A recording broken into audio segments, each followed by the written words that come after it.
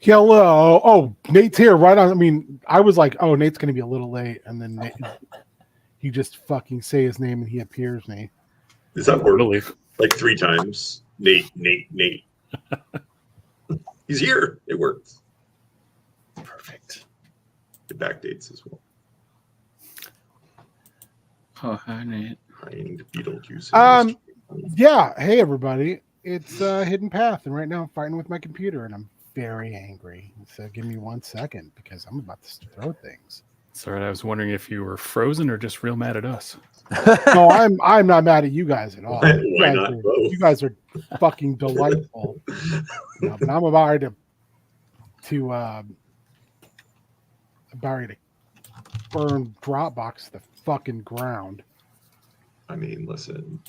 I don't know how you can put that kid is back on the escalator again. I put stuff in and it saves, and then I'll come back sometime, and now it won't even let me copy and paste anything. This is infuriating.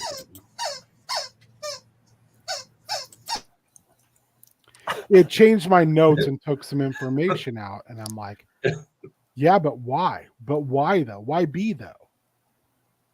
Why do? Why do? Same. Okay, I'm not gonna have a complete and utter meltdown over this. I'm just gonna let it go. I'm gonna let it go. I'm gonna be like, what's that movie with the girl who sings "Let It Go"? I'm gonna be like that. Nadina Menzel. Frozen. There you go. It's that movie. Yeah. Adele Dazeem? Adele Dazeem, yeah. Sorry, I forgot.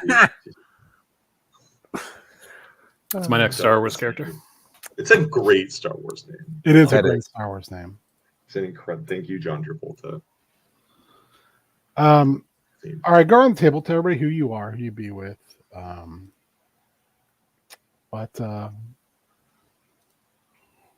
your characters are. You know the draw. I shouldn't have to tell you guys this at this point. You don't. Okay. You just choose to. I'm Colin.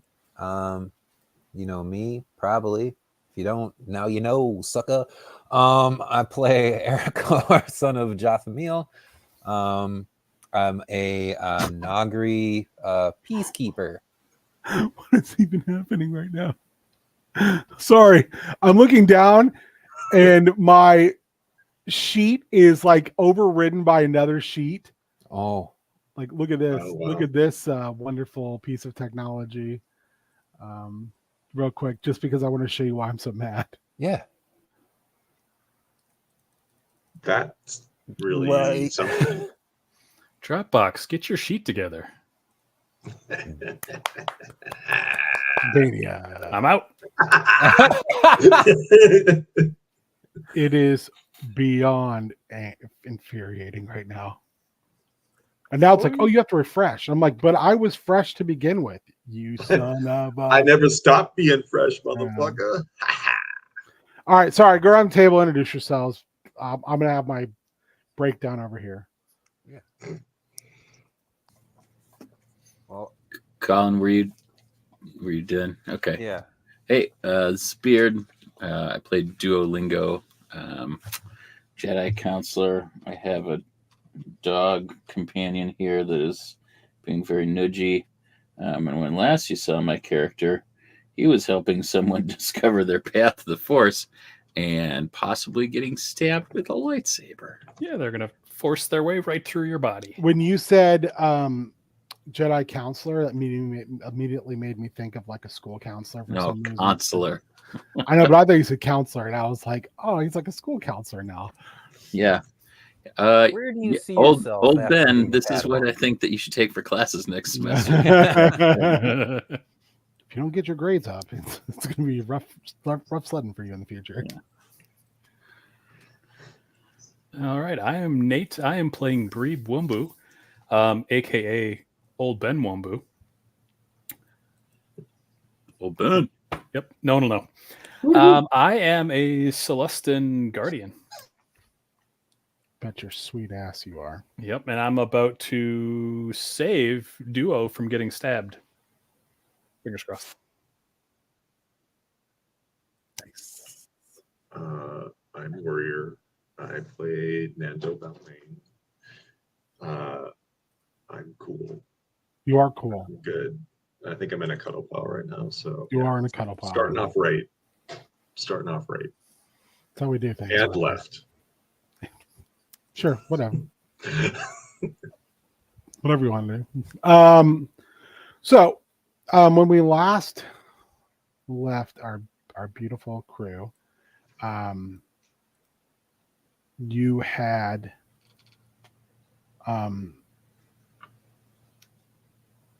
Breeb, you had come up to see what was going on. Sorry, I'm still like trying to come down from potential meltdown. It's not the easiest thing for me to do. So you had seen, and of course, the moment I start this thing, I completely forget that character's name because my brain is now running. Venz.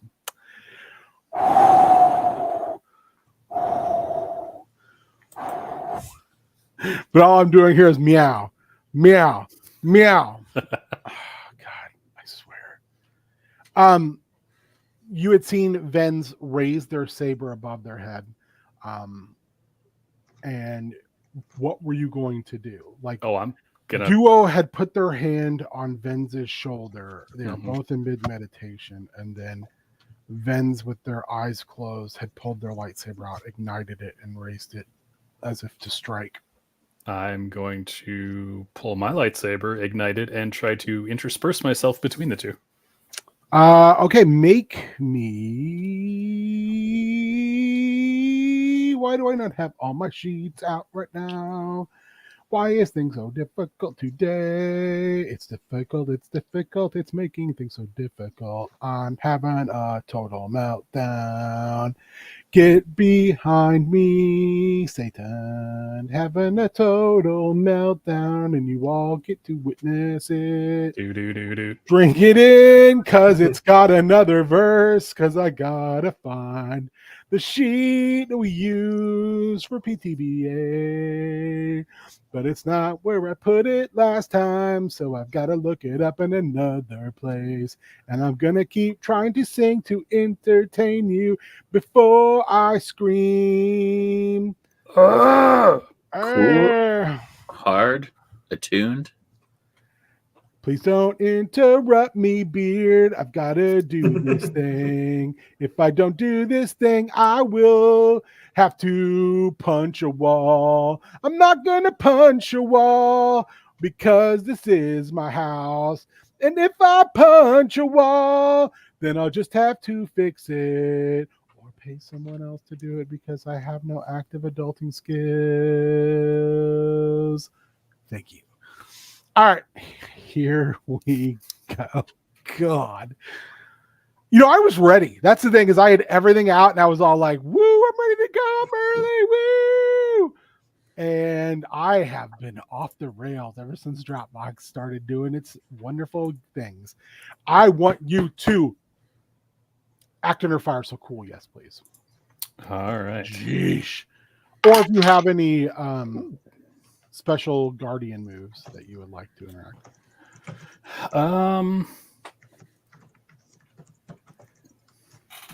Let's see.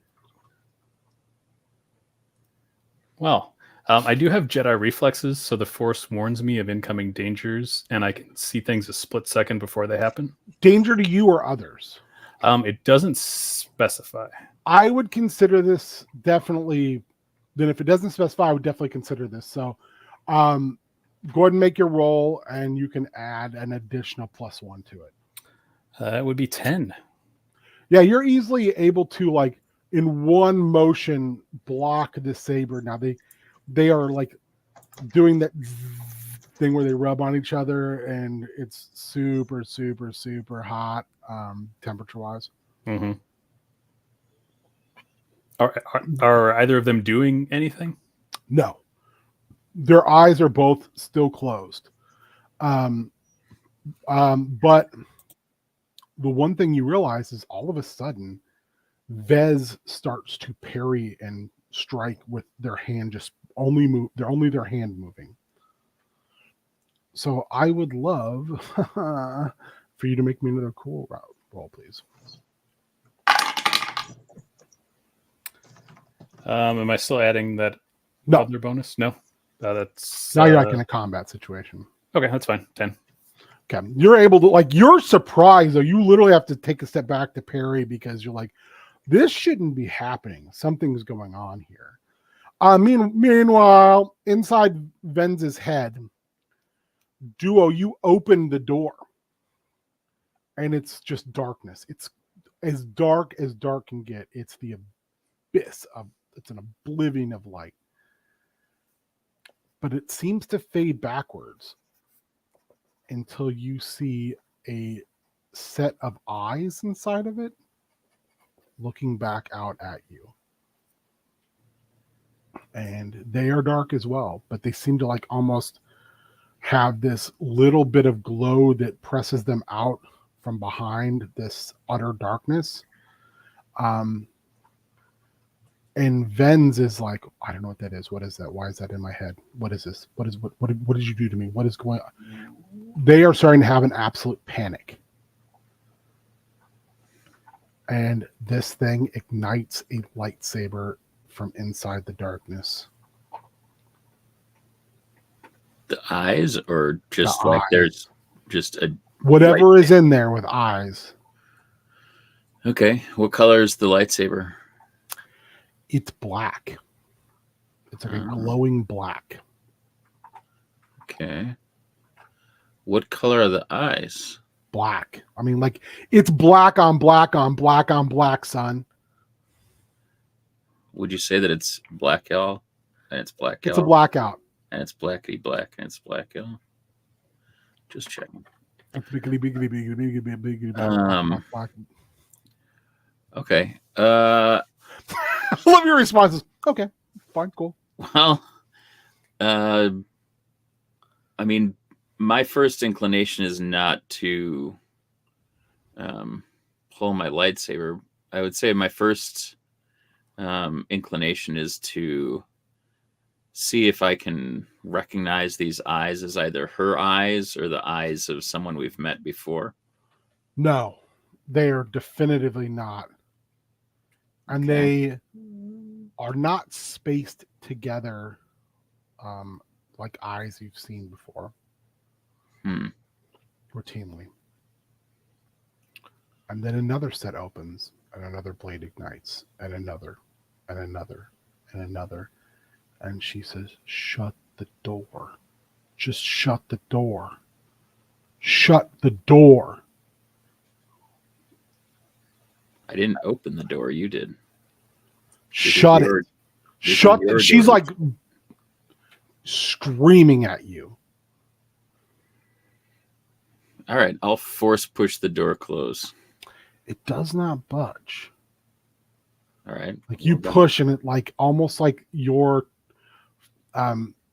force, your energy with the living force literally gets pulled into this blackness. And they all become a little more tangible. Okay. When they become more tangible, do they become less voidy or? Yeah, just slightly. It's almost imperceptible because you're in a mindscape and your mental acuity is outrageously high. You're like, this is. Do I feel diminished by this? You do. She ignites her lightsaber. It like wasn't on her person, and all of a sudden it is there, and she has ignited it. And she takes a very aggressive stance towards all of these eyes and lit sabers.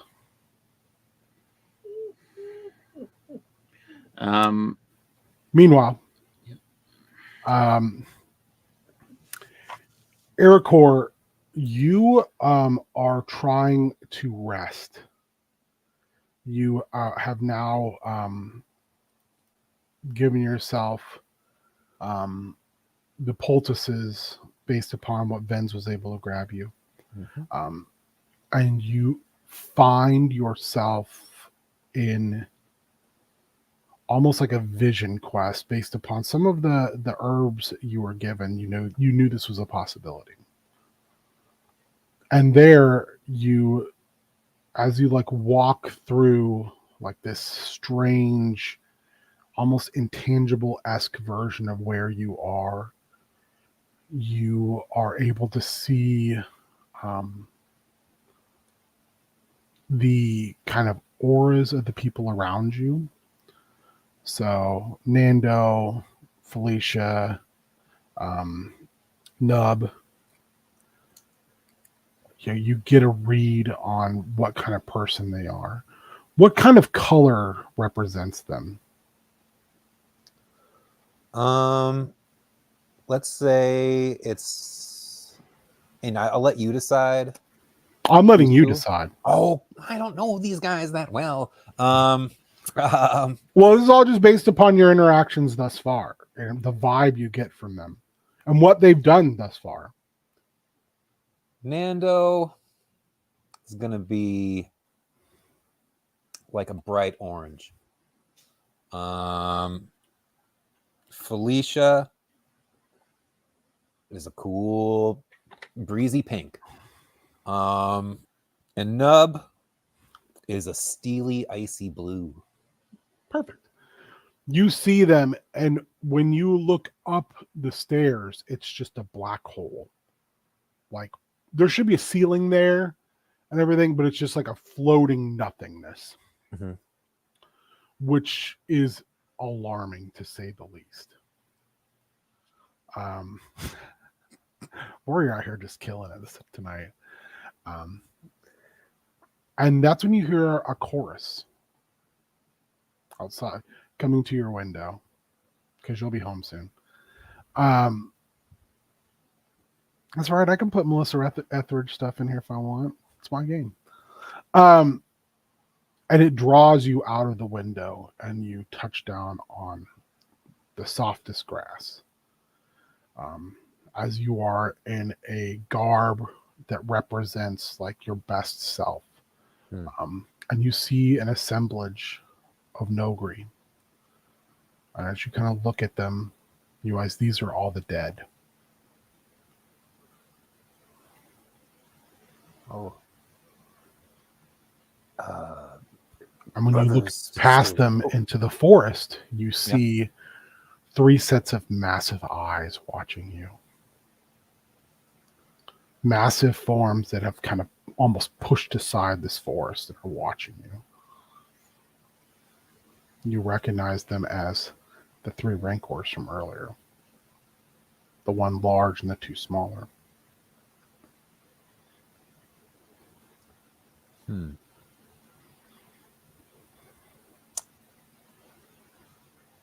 Have I, and I'm speaking to the like dead, Mm-hmm. the spirits of the dead.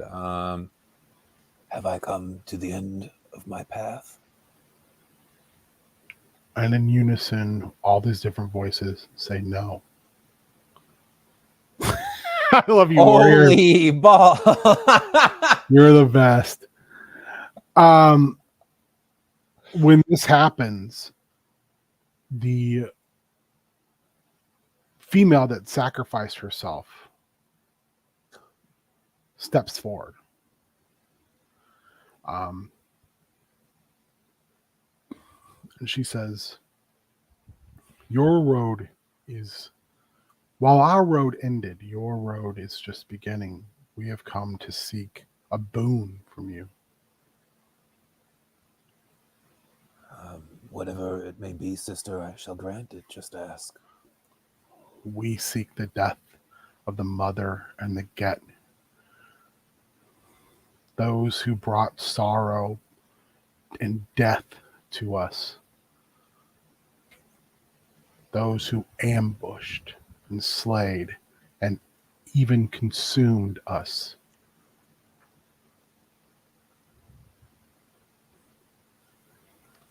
Am I to take this task alone? Yes.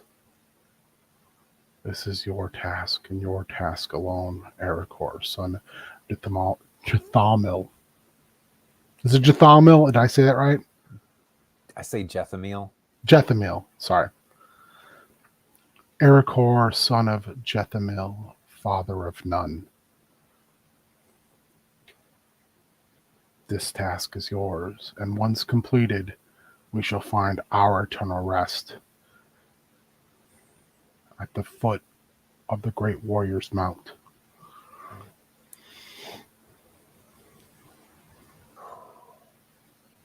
Is there anything, any advice, any other token that you may give me to accomplish this task? She sighs, kind of like she's thinking, almost like a pause. And you watch as all of these slain Nogri pull their daggers out and kind of hold them to their chest. And she looks back at them for a long time, and she says, always remember what your fours have taught.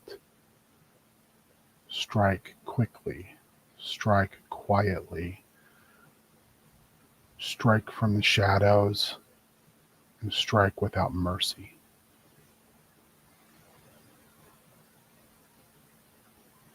Strike for justice. Justice for all Nogri.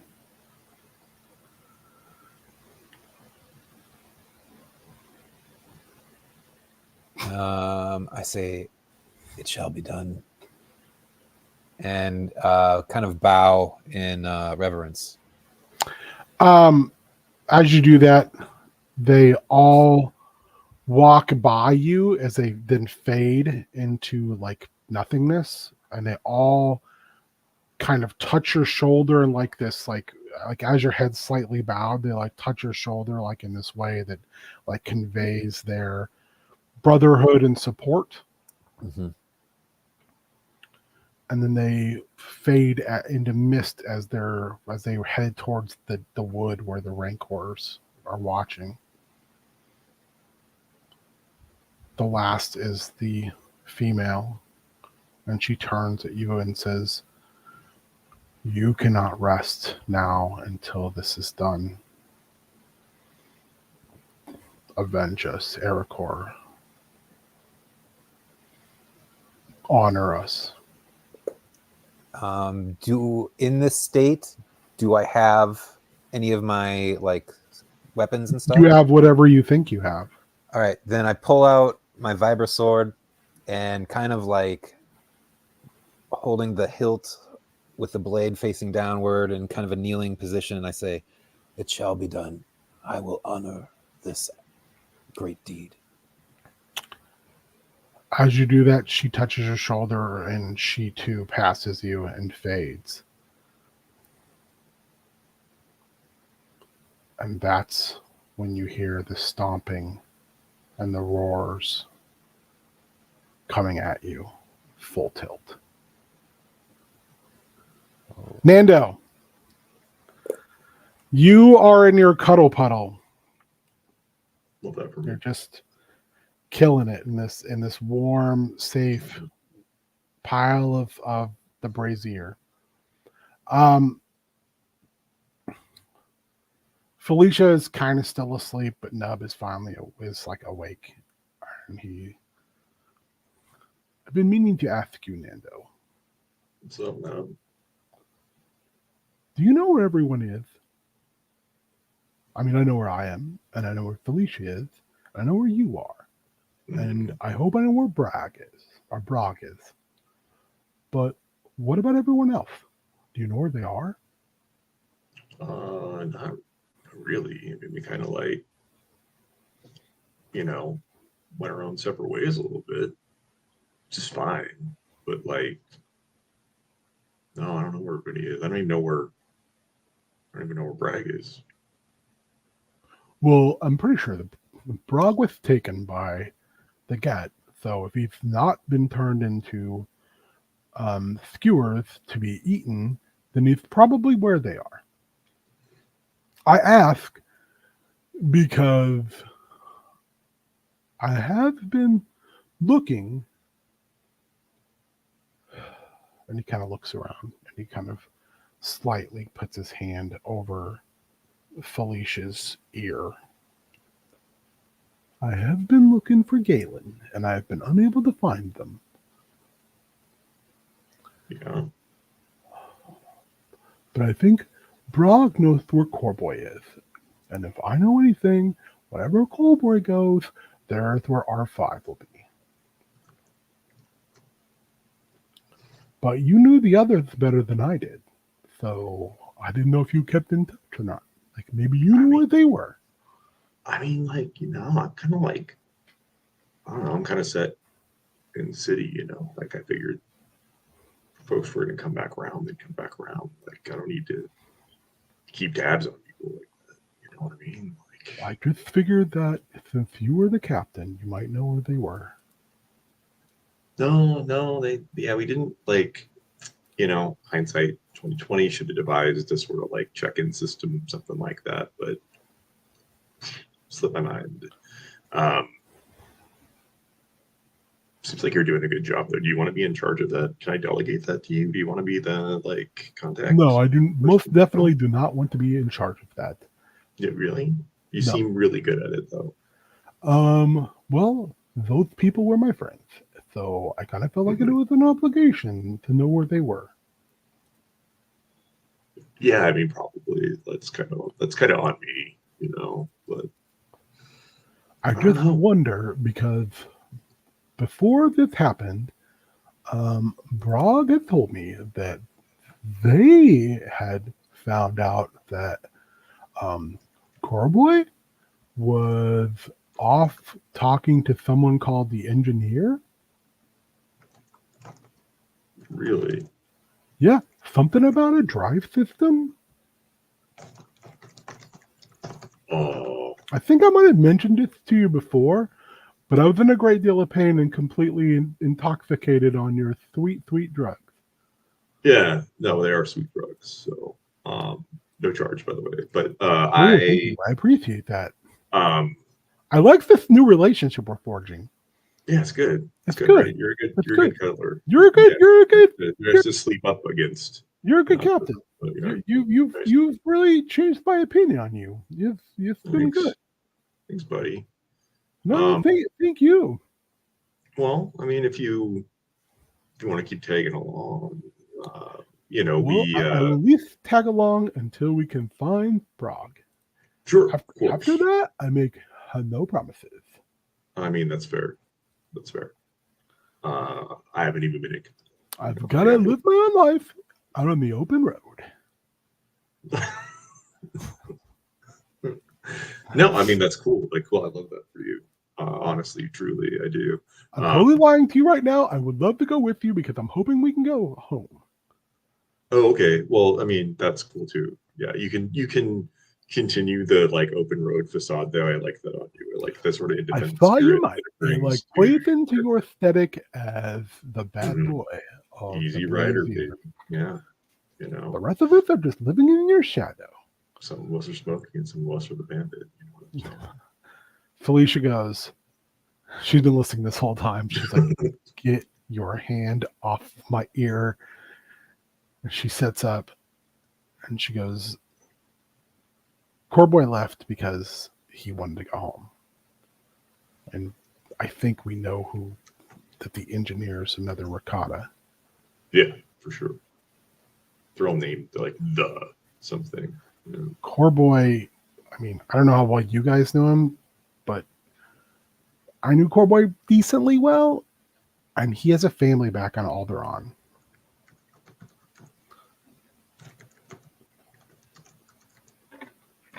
So he's not been able to see his kids grow up or see his wives. So it's, I think it's kind of driven him to be, turn your eyes westward towards Corn Cowboy. I think he's kind of having a nervous breakdown. Yeah, well, I didn't want to say anything before, but I ran into Galen 3 months ago. And she kind of laughs because we've gone native. Galen's gone beyond native. So what you know, Corboy is a human from Alderaan. He's an archivist and a data studies individual. Galen is a female Falleen, and she was basically the security officer to steal from Star Trek. And based on the timeline, Alderaan's still around. So, and to all your knowledge, it remains around. Dodged a bullet there, dude. Yeah. Wow.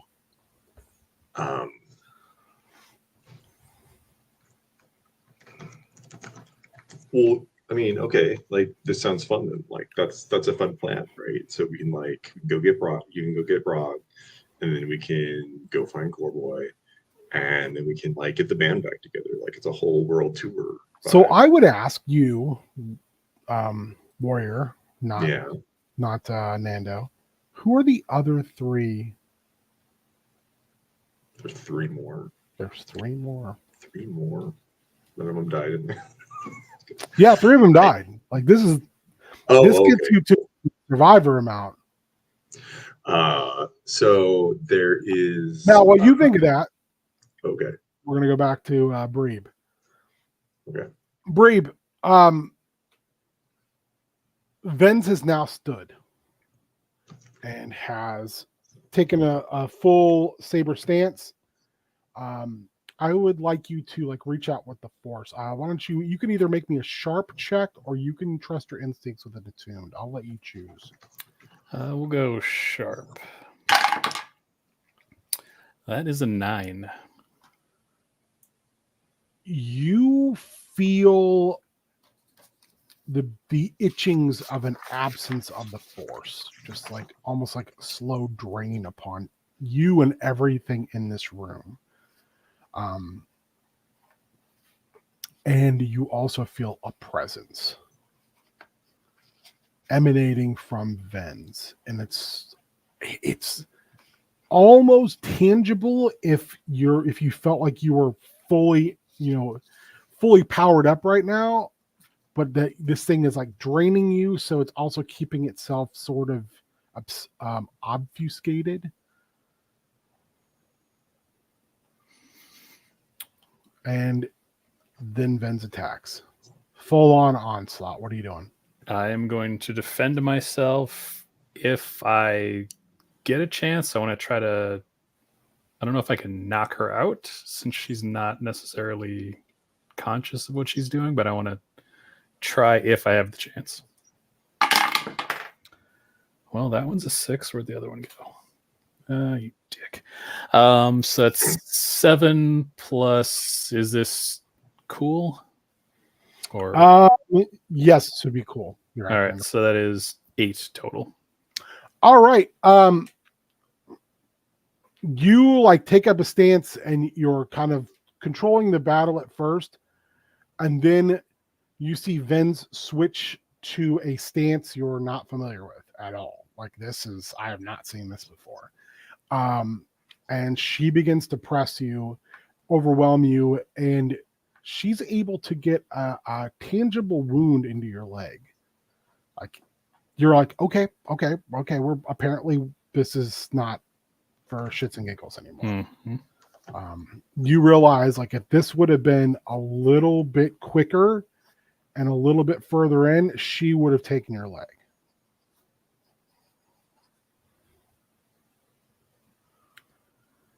And Duo is still just sitting there with his hand up like it was on her shoulder when she just kind of scooted out from underneath it.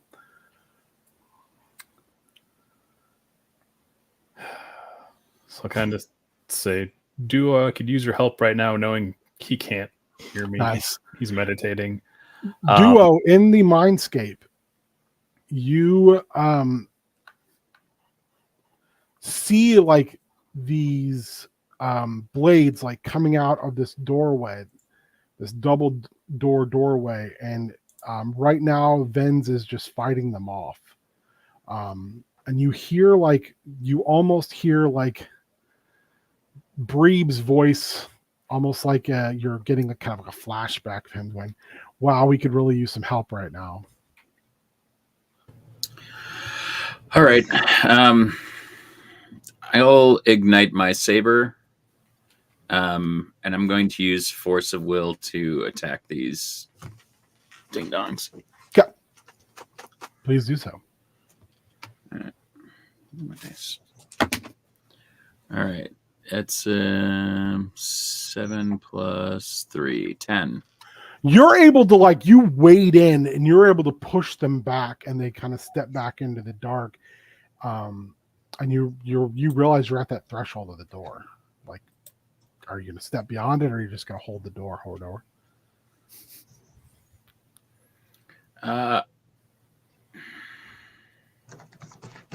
How many of them are there beyond the threshold? Like, is there still eyes? Innumerable. Blades innumerable. I think if I hear Breeb saying that, I'm going to push to the door and then try to close the door again. You don't hear him saying that. Oh, you have a weird kind of moment of remembering him saying something like that. But you're not, because of what's going on, you don't. Duo doesn't realize it's an echo of Breeb saying that. Okay, well, where is she now? She's standing right beside you at the threshold, breathing really hard and steady. Well, then I'm going to say, let's try to close it again together. And I'll reach out to put my hand on her shoulder again, and then do my best to, yeah. Why don't you give me a hot, please?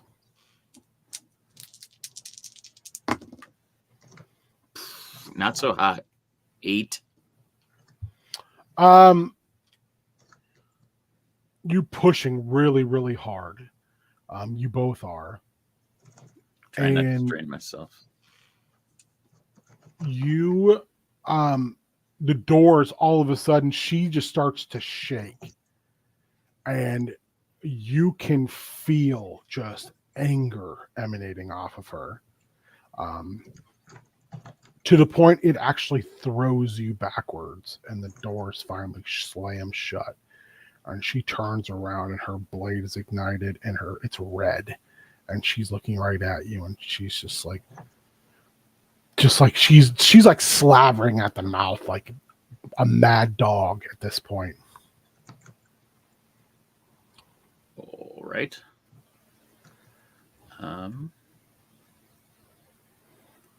I guess I'm going to try to.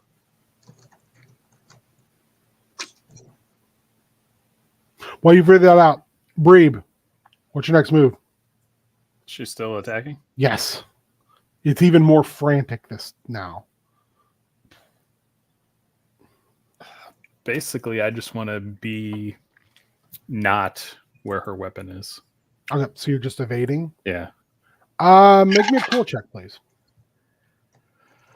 10. I am doing well. You backflip over the console and one hand onto the console and flip up.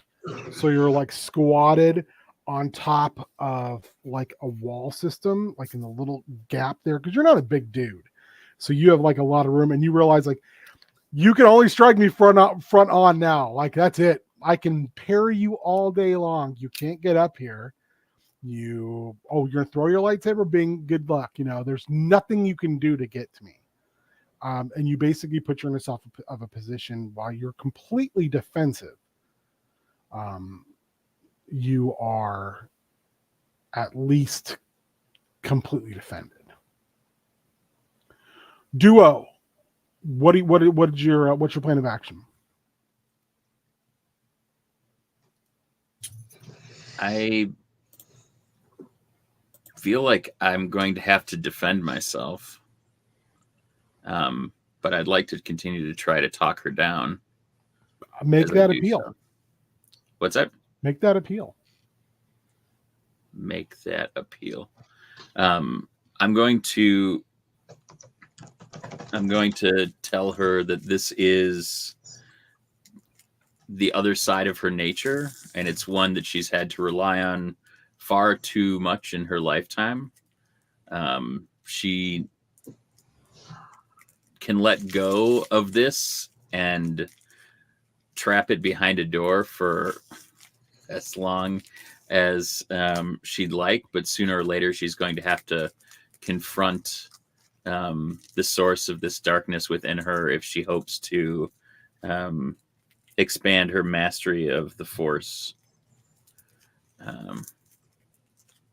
No fries and drink. All right, we'll make that. You know what? I will let you choose. You can either make, if you're just making this a verbal appeal, you can make a hot. If you're trying to do that with your actions and closing space, like in a open-handed appeal, you can make an attuned. If you're doing so while armed and going in a completely defensive stance, you can roll cool. No, I think that I'm going to do my best to trust my instincts and make an open-handed appeal to her. Perfect. So I'll roll attuned. 8 plus 3. Oh, 11. Nice. Great roll.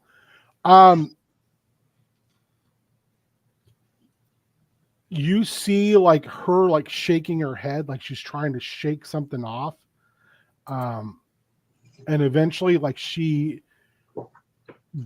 turns her lightsaber off and kind of like stumbles around, and she just looks at you and she's like, "We got to get out of here. That thing was wearing me like a glove." I'm going to try to kind of like catch her as she's falling and then like support her and like just use like basically meditate our way back up and out of this. When you do so, you see her like now just standing with her saber off, looking up at Breeb, who's like squatted between the ceiling and the top of a communication console, with his lightsaber like out, like he's been defending himself. And you can see some slashing damage to some of the machinery around, like a fight just took place. Ben, what are you doing? Your meditation was not working. She looks at both, she like is blinking repetitively. And the one thing you both like get, because she's a Zeltron just radiating off of her, is you get fear that washes into anger, and then after a deep breath, it's just confusion.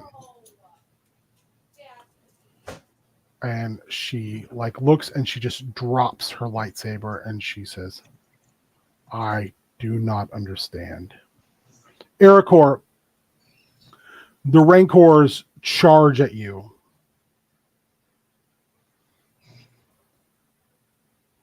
I guess. Do they are they like ethereal? Or they okay? This is all in your head.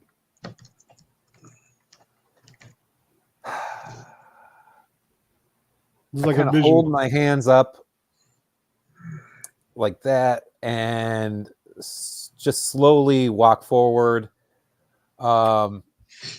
saying, mother and your children, please be at peace."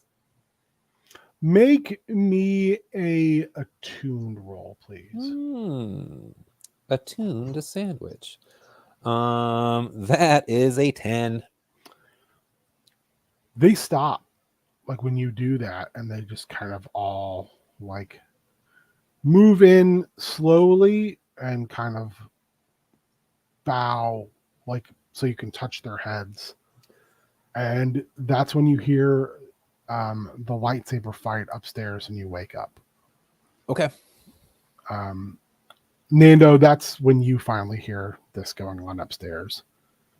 And Nub goes, "Are we getting attacked again? Because I do not need that right now. I'm like having an existential crisis." And Felicia's already on her feet headed up the stairs. I think they're having Jedi drama, honestly. Like, I don't. And she just looks down the stairs Okay. from. She goes, "Get off your ass. Nub has to get off my leg first. Move your ass." It's a Nub issue. I Nub goes, turn on "It's my hard for me to vibra sword. move. I'm still getting over getting stabbed." No, I know. I'm here with compassion for you. Felicia's the one who woke up She's on like, the wrong side of the pile. he looks at you and goes, "You are a good captain. I was completely wrong about you." Such a good guy. Yeah, I mean, Nando will like not hurry, but he'll like go. Ericor, Nando, Felicia, you all get there just as the battle upstairs comes to its conclusion. Are you guys lightsaber fighting up here? A little bit. Are you? Is this a sex thing? Felicia just slaps you in the shoulder. What? It might be. She's like, "If this is a You training don't know. thing, you guys got to take it down a notch." And she starts to try to get some first aid equipment together to patch you up, Breed. So it's not a sex thing. Definitely not. No. Okay. Is it done? Are you finished? I think we're okay. Gonna look around. Okay. What the fuck then? What was it? I'm Why were you not lightsaber fighting? not sure what I walked in on. There was some meditation gone wrong, maybe. You meditate with your lightsabers out? I mean, like, I'm not judging, but Not normally. okay. Okay. Vens picks her lightsaber up and sheathes it, and she says, "There's nothing to concern anyone. This was simply my mistake. Training gone awry. I take full responsibility." Okay. Well, I mean, everyone's dead, so no one's going to bill you for wrecking the control room or anything, so don't worry about it. She smiles when you say that. Cool, awkward way to start the day. Love this for us. And like goes back to the letter, like When you get downstairs, your boy, everyone's favorite Nub, is actually taking some of the leftover like parts and such, and he's constructing like a leg brace. And he's like got his spanner and he's just going to town on this. "I think that will help. At least I'll be able to move at a halfway decent speed so we can get and go and find Brock." yeah, no, that's a super good idea. Here, this totally is your gonna gun. do I'm sorry I like that. borrowed I it. just don't know how to build things, so I felt like, am I going to make it worse by helping? You know, but do you want help? No, but here's your gun back. I do not need it. Oh, you were really good with the gun. When did you get so good with the gun? Lots of target practice because I've been very bored. Yeah. Yeah, I mean, like,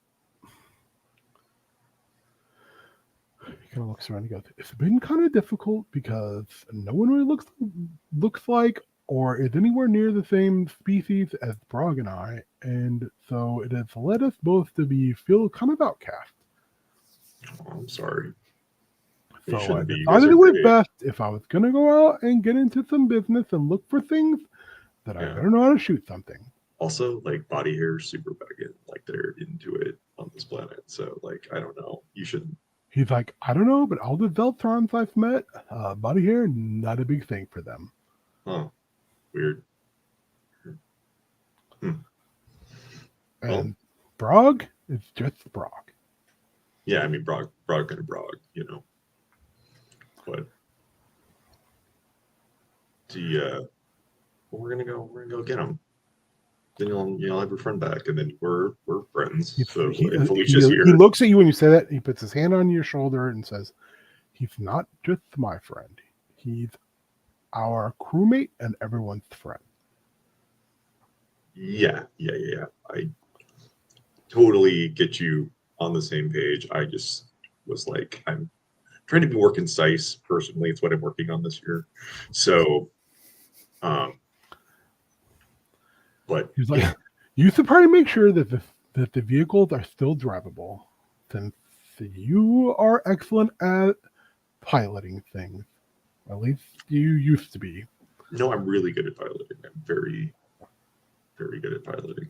Have you done like since all this has happened? Have you been driving things, or has this just been like I haven't had to, so fuck it.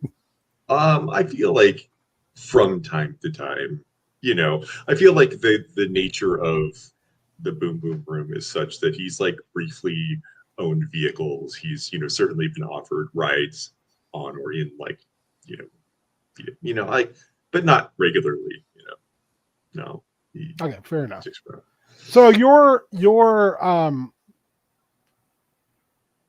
your experience driving these Tillis spheres is not great, but you're like, I can figure it. I can drive anything. Yeah. Okay, perfect. Listen, it's all in the cell. You don't tell them that you don't know how to drive these things. They're gonna pull a Jack Burton and say it's all in the reflexes. I definitely said that. It's like riding a bike. What do you do when the Get slam your favorite head against the wall?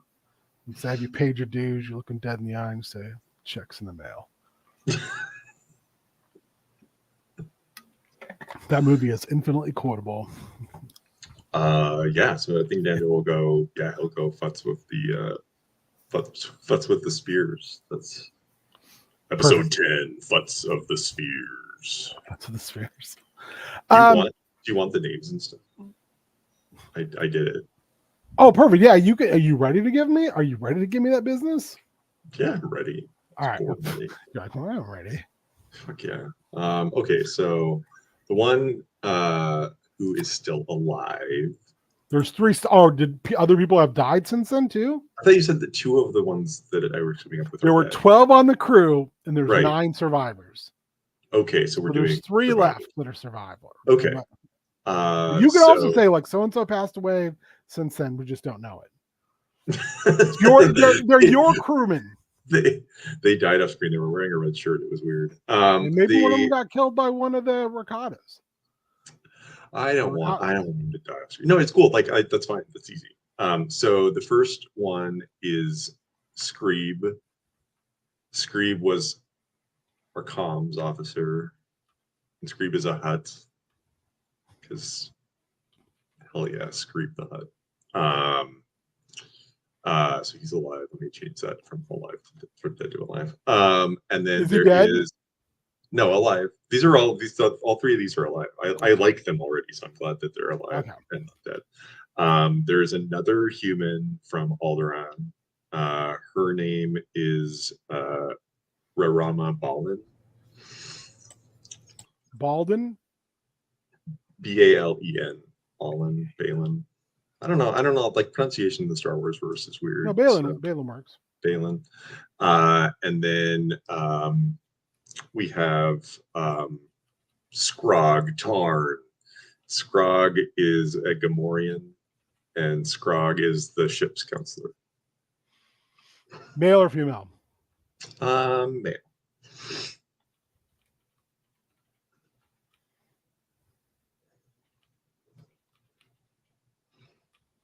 Perfect.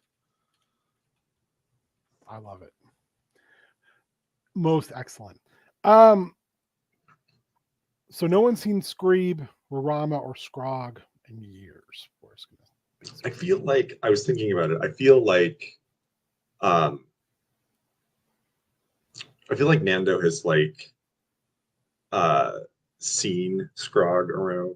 Like Scrog stayed in town and is trying to do some like freelance counseling bullshit, lifestyle consultant kind of vibe. And I already had as soon as you said who Scrog was, I was like, oh, I know where Scrog is. Well, then you can run with that by all means. Run, King, run. Run, King, run. Spread those wings. Run, what? I don't even know. I can't remember what my own nickname is right now. I'm so.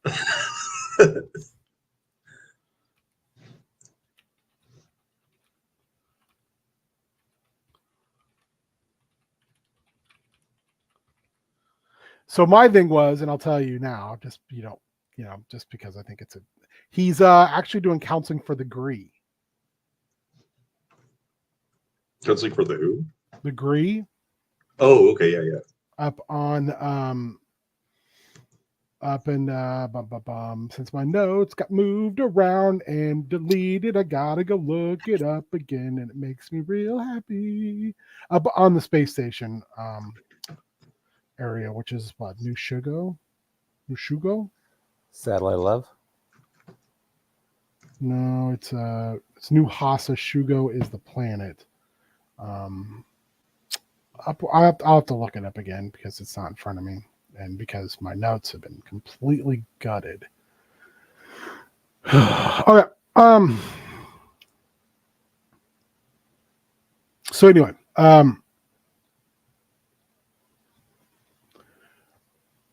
Ericor, you're up there, and the two Jedi and the one, how many keys I get? Duelist, I guess, is what she would be considered, some type. Swordswoman are they just standing there? Felicia is working on Breeb's leg.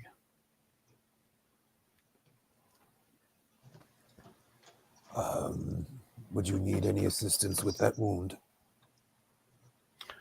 Felicia looks back at you and says, seeing this as I'm not a medic, I would welcome any assistance. I shall go look for herbs and spices. Venz is like, I shall accompany you. Yes, I could use the company. Come, you are worthy. She nods, looks back at Breeb and Duo, and then leaves. And before I leave, I turn back to everyone and I say, I'm on a path now. A hidden path. Name drop. He said the thing. He said the thing. He's talking about where we're from. No, not same path. So Breeb, Duo, you're in this room with Felicia, and now that everyone else is gone, she stands up, kind of stretches because she got woken up out of a, had to jump up and run. And she looks at you two and she says, what the fuck's going on? I'm not an idiot. You don't believe that was a training exercise? She looks long and hard at Duo. Like, are you going to say it? There's something in her locked away that is darker than anything I've encountered.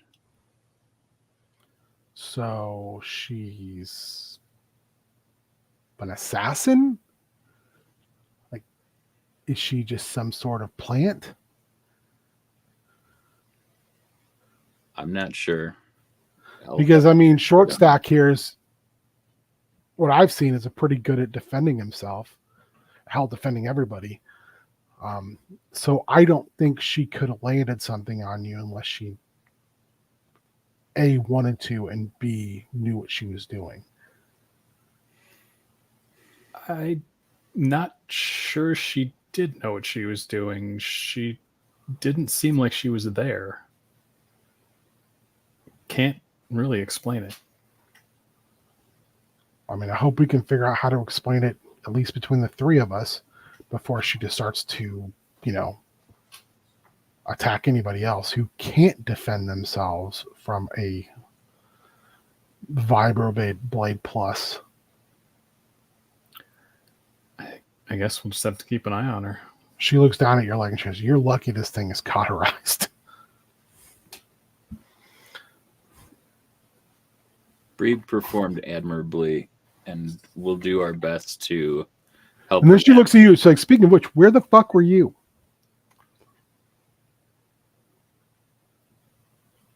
Listen here.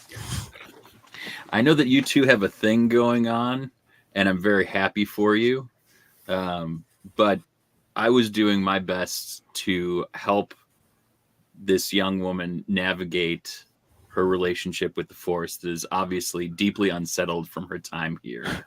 She looks at you and looks at Brave, and she's like, "You're in a fuck. You guys are in a cult." I hate This to tell is you, straight up cult shit. but you're a part of that now.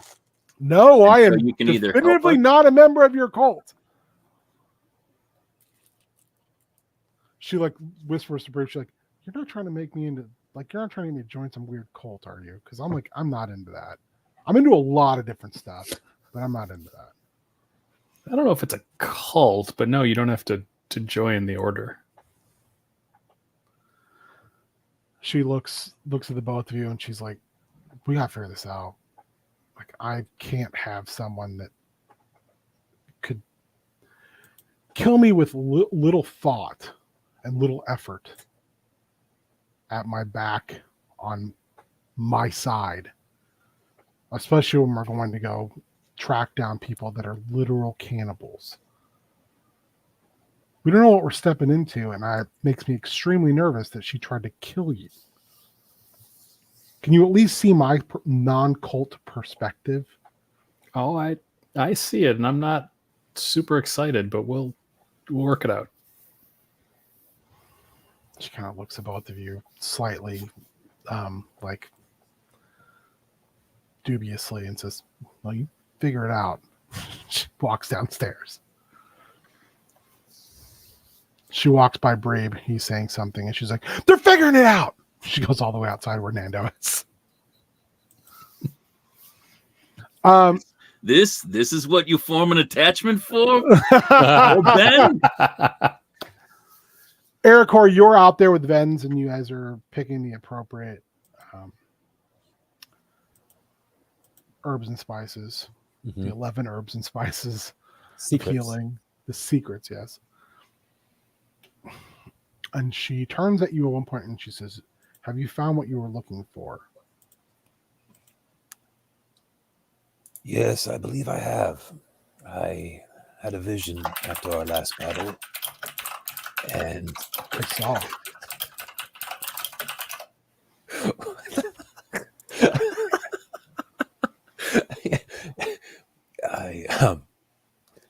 I believe I have a quest and a task. Maybe those are one and the same thing. But yes, I have a purpose now, and I know what my journey is and what lays before me. She repeats, she said, "I saw. I witnessed. How? I don't know how."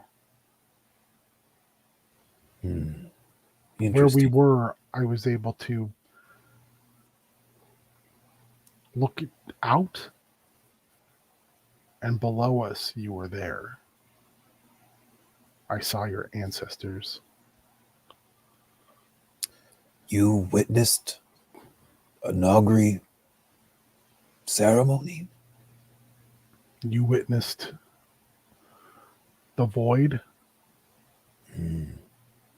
I may have. I think we saw one another. I think our paths brushed up against one another. Our minds brushed up against one another. This is very interesting. What did you do to make this journey?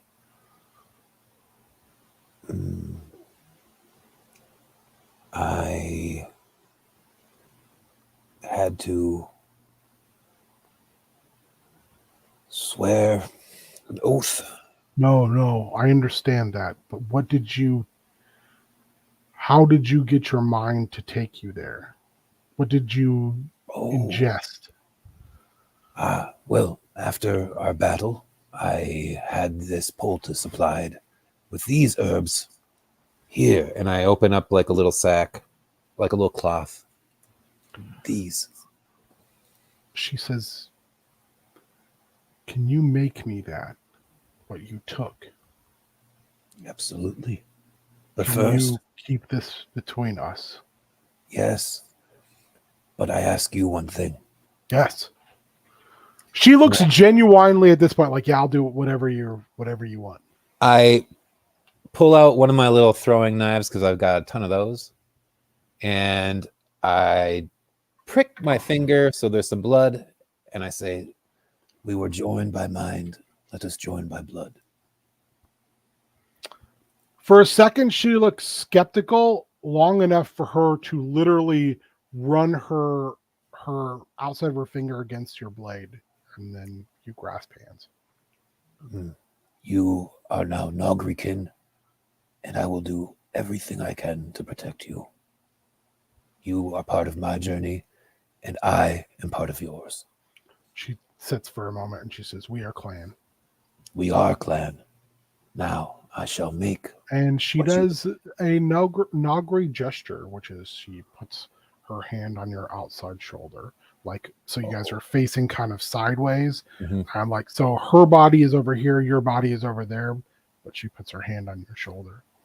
I'm genuinely taken kind of like a little bit aback by this, that she knows so much about like ceremony.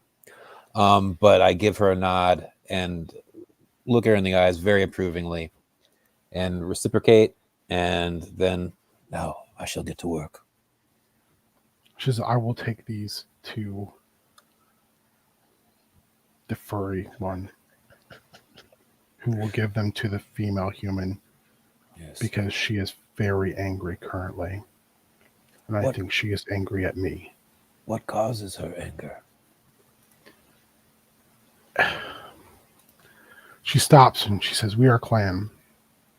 And she kind of looks like she's trying to find the right words. And then she says, "I will just say it. I struck the small Jedi, but it wasn't me. There was something hiding.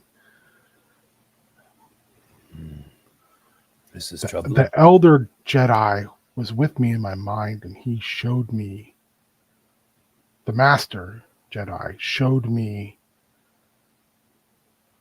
through my own mind, and we found a door that was not there before." Dangerous to open doors that appear from nowhere. I impetuously pushed to have it opened, and the Master Jedi acquiesced. We opened it, and great darkness is on the other side. I don't know what, but it took my form as if it was using me as a puppet or as a weapon wielded in its own hand. I can't explain it. I was trapped inside myself, but outside, passenger in my own being. I will not have that happen again. I will do my best to make sure it doesn't happen as well. Whatever. She deeply nods down, like, Mhm. Mitch. Now, sister, let us return. She nods, and she's quiet the entirety of the rest of the way back. Nando, you're kind of like just checking the Tullus sphere, and Felicia comes down, and she's like, "Oh, double checking my work, huh? Don't trust me anymore." No, Nub thinks I'm really good at this. I'm so fucking with you, Nando. And then she walks you through, like, I haven't had she's my like, space. I had to cull some parts from the other Okay. two. This has got a lot of get up and go in it. Nothing you can't handle. I will say, like, have you ever dug into one of these things? Like under the hood? I don't really do under the hood with vehicles anyway. So She's like, hi. No. She's like, yeah, I was gonna say. no. She Get oil opened all over up my this very complex jacket. looking machinery thing, and she shows you, like, this thing's gravity sponge, the thing that lets it float, it's an organic. I'm sorry, did you just say gravity sponge? I don't know what the word I would use for it. Gravity sponge? That I can't be the know, real I'm thing. stressed That's not right the now, name. Nando. I'm trying to learn things so I sound smart when I tell Nub It about basically it. And you're gives like, it the gravity buffer sponge. between the ground and its sphere. So it, Okay. I don't really know what I'm trying to say Right. right now. She like Yeah. looks at you and she's like, Gravity condom. do you think those two are normal? the the Jedi ones. I No, just I mean, get really weird culty vibes off of them. Yeah, they're a weird cult. So But Breeb's not really like that. yeah, but isn't Breed new? I mean, we don't really talk about it. Oh, We want to talk but about do a you lot. talk about it? We need to talk more and stop being under the hood so much. I don't know. Mm. I'm just saying that I'm okay with things like going to kill these assholes. Yeah, I'm sure. less okay when there's all this stuff going on that I don't understand, that I can't wrap my head around. Mhm. And we've got someone with us who we don't know. I know you, you know me, we know Nub. Yeah, Those two know each other. sure. I know Breeb in one sense really well. Ericor is a Nogri, so I trust him because he's basically a cop. And I mean, I'm kind of, not the biggest cop fan. But Sure. let's be honest with each other. The Nogri are like the softest cops you could run into Yeah, they are soft cops. For because sure. there's no crime here. Yeah. So they're just cool with everything because they don't have to be anything else. Yeah, I mean, we've But- never had any problems at the bar. But Yeah, I mean, they drink there for God's sakes. yeah, But uh, the sword wielding maniac with us, she's been in a monastery more or less learning how to fight since whenever she fell out the womb. And now she's attacking her allies in some sort of weird cult stupor. I mean, doesn't that scare you? Am I just being overreactive? Am I just so worried about short stack that I'm being irrational? it's cute that you call him Because Woodstack. he's short. No, He's I a know, short- I get he's a it. I short- understand the name. I was saying it's He's cute. a short king. It was being complimentary. Like, it's a cute name. Good job on the little, little pet names. Cute. Like you. Damn it, Mitch. It's really good. Um, Also a good band name. but like, I mean, yeah, she's like with one of the guys, the Ricotta. I just worry that if she can do that to them, Hmm. and the big boy seems a lot more the touchy-feely leader type. Yeah. Breeb's supposed to be the heavy, and if she can hurt him, she could murder us. I'm sorry. Oh, I mean, any of them could murder us like at any given moment. They're just like, zoop, zoop, and then you got like, Yeah, but I get a feeling those two would feel bad if they did. I get the impression from her she would not. I don't think she has feelings. Do you think she has feelings? I don't think she has feelings. I don't know. It's weird. She's a Zeltron. They usually are all feelings. I know All that's feeling. what's weird. That's what's weird. It's like they sucked all the color out of her. She's walking around like black and white. It's weird. It is weird. I'm freaking out. I'm freaking out. Well, I need to like- calm down. Like, just look, we're gonna. Be That's when fine. Ericor and Ven's walk or make their way over the wall, and they land right there. There's a gate. It's barricaded. This way is much better. Is it? It's barricaded for all of our safety. Hmm. Yeah, that's true. It is. But listen, if I can't open with a pithy comment, what's the? She's like, could you two I wear guess like opening a bell when we're around? What? She's like, can you two wear a bell when we're not killing people?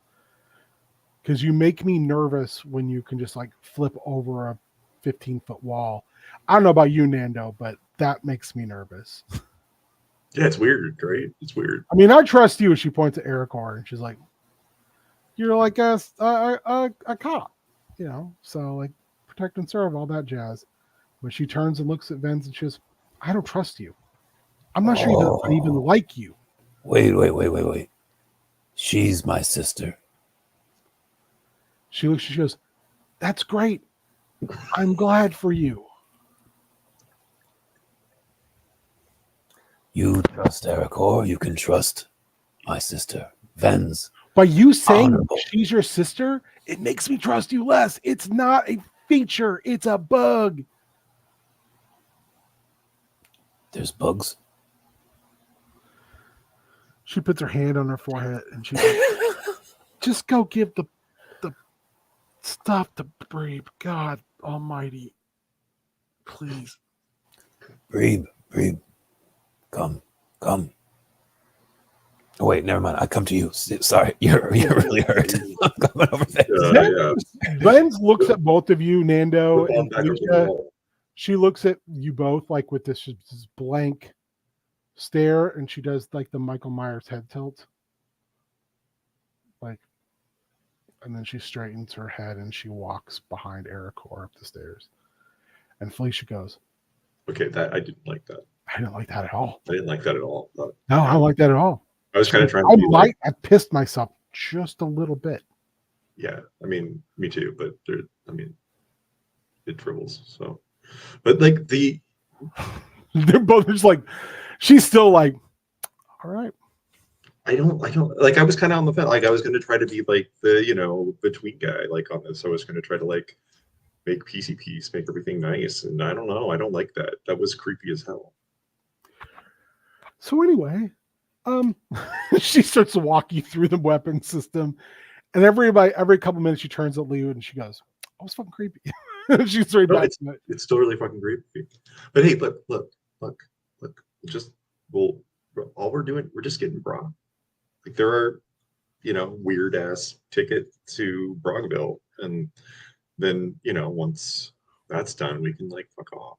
Nub makes his They way can downstairs and he goes, what are you guys talking about? Like, why are you both like, I can smell your pheromones and it just smells like you peed.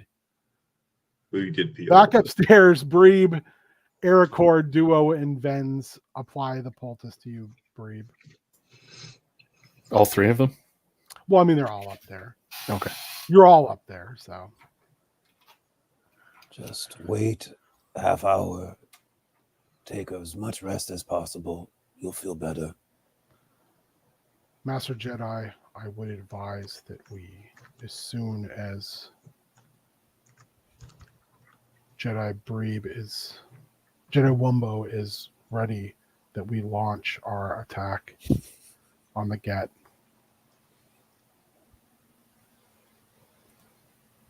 I mean, I can go now, but I was told to wait.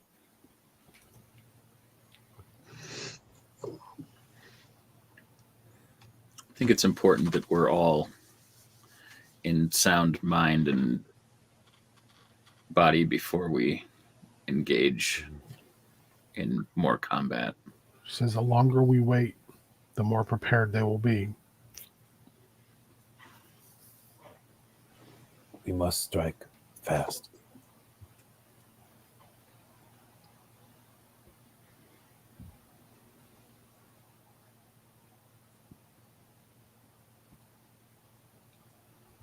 Do I get the sense that it's just like You get the sense they're waiting for you to say, yep, we're doing this. Yeah, they're waiting for you and Brebe to make a decision. You've gotten the impression that Vens will follow your lead on stuff. Yeah. You get the impression, Brebe, that she'll give you some measure of authority and decision making. Okay. But you get the impression that she will listen pretty much implicitly to Duo.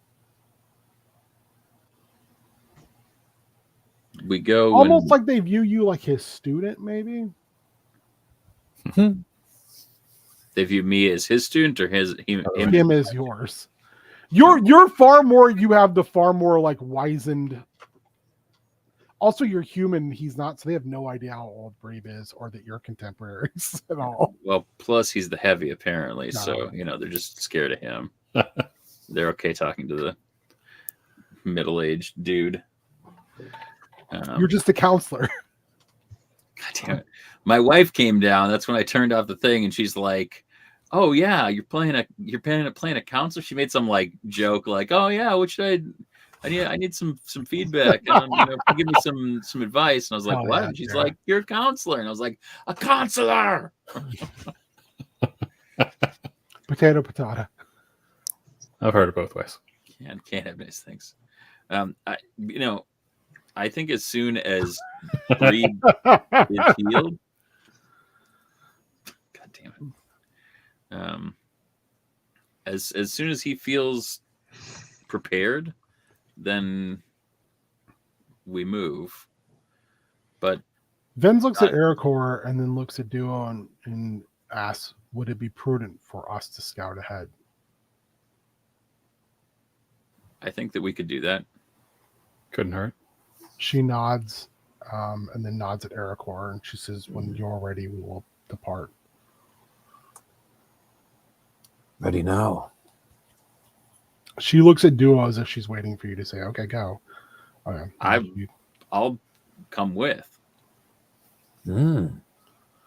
She stops and she says, like, she looks kind of like not sure about that. And she looks at Breeb like, are you going to say anything? And when Breeb, I'm assuming you don't say anything.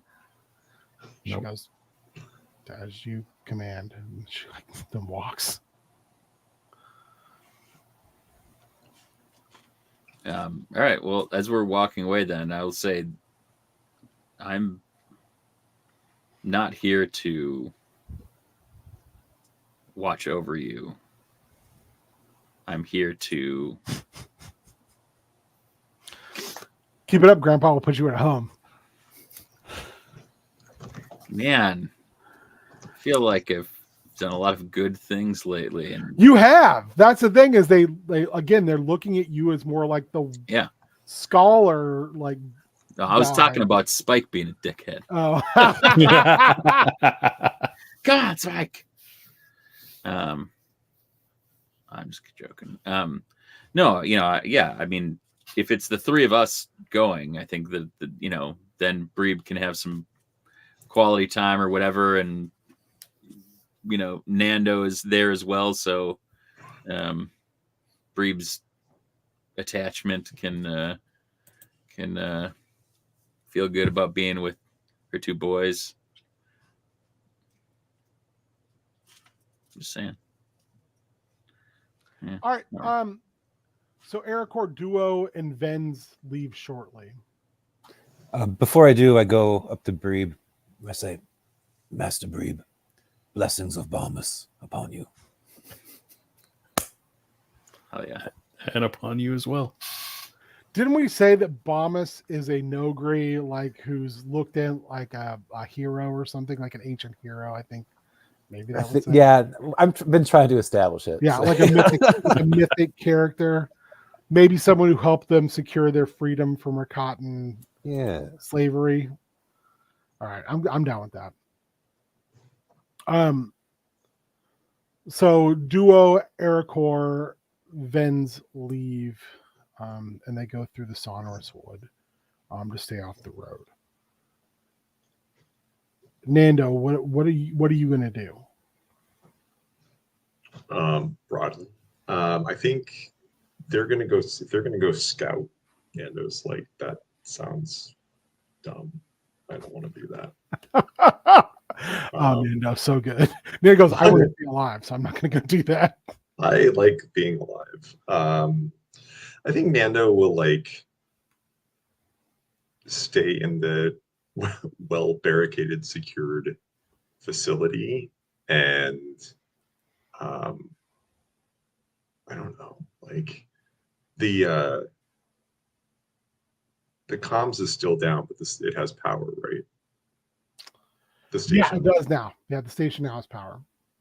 Yeah, I think he'll like stick around and I don't know, maybe like you can get like long range comms working and see if you can't figure out something about where his crew pals are. You definitely can do that. do you have a special ability that might help you with that? Do I have a special ability that might help me with that? Those are the words I just said. That was just me making time while I read my character sheet. I knew that's what you were doing. That's why I'm a little dickhead about it. No. Okay. He's all about running into danger and being sexy, so he doesn't know computers. But he does have a nub. I do have a nub. Nub is like, I'll be happy to show you how to do this. It's Cool. very complex, and you're probably not getting it on the first try or the second try or like the 10th try, but it never hurts to learn. And so he starts walking you through the process, and you guys are able to, within like 15 minutes, get the long range comms back up. They're staticky, but they work well enough to reach the station. So to reach Shugo. But it's definitely one of those things where they're not going to hold up under a lot of stress, nor are they going to hold up. It's not Shugo Station either. There's a different name for the station. God, I hate the fact that my notes are fucked up. It makes me so mad. Sorry, I'm real angry right now about that.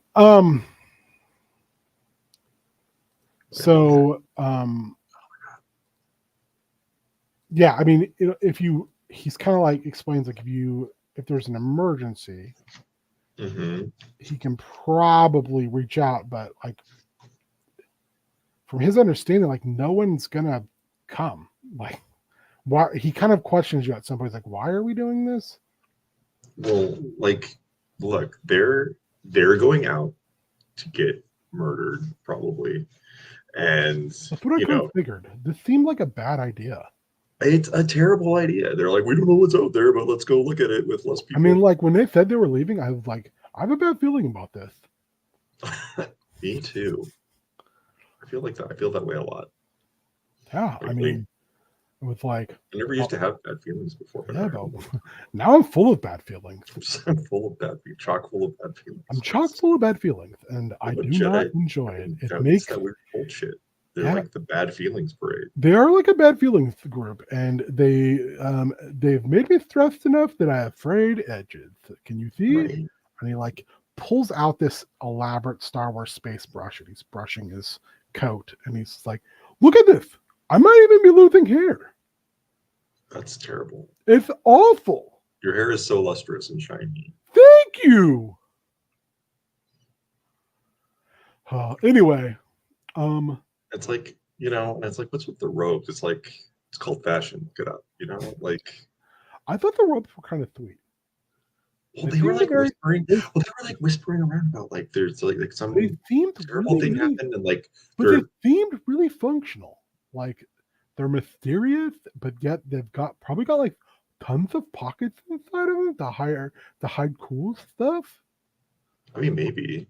I mean, I don't know for sure, but they seemed pretty cool. You think they're wearing like cargo robes? I mean, like space jorts? Okay, space jorts would be cool. I think they are. I think that's the one thing that I do really like about those two guys is their fashion sense. Think so? Really? Yeah. They seem like guys you do not want to mess with. I mean, that's true. Like, I guess if especially the old guy, he looks terrifying.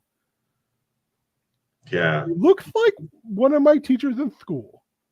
Like, except for instead of giving me bad grades, or he would just be like, "Now I'm going to cut off your balls." We could do it. Yeah, cauterize it. It's terrible. And hand him back to you in a little pouch. He's too calm.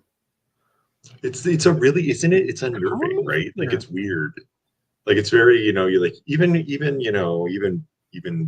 Breeb is kind of like cool sometimes. Like it's very like then you like turn over the like duo and it's very like I know, like I've never met these guys before, any of these guys, even before we left. I've never had cause to run into the Jedi ever. No, I don't think so. As far as I was concerned, they were the popo. Yeah, they're They were cops. like the OG Space Popo, and Mhm. I was like, I'm a good boss, and I don't get into any trouble. No, they're weird. They're like weird, like church cops. Yeah, they're Space the church cops, and church I cops. don't even go to church. Yeah. Boffins are pretty much agnostic. Yeah, church is for idiots. I mean, it's not for me. It No, might be for me thee. either. Well, guess we're not idiots. Look at us. Felicia turns around, looks at both you guys, and goes, "Hey, Hey, stop. stop what? Stop ragging. I'm You not can't say ragging. it I'm directly to banter. them. There's Don't a say it. difference. Don't. What do you want me to say it to their face? Yeah, When we get because lightsaber? I would, and I expect better of both of you. Nando, you're the Okay. captain. Set an example." Okay.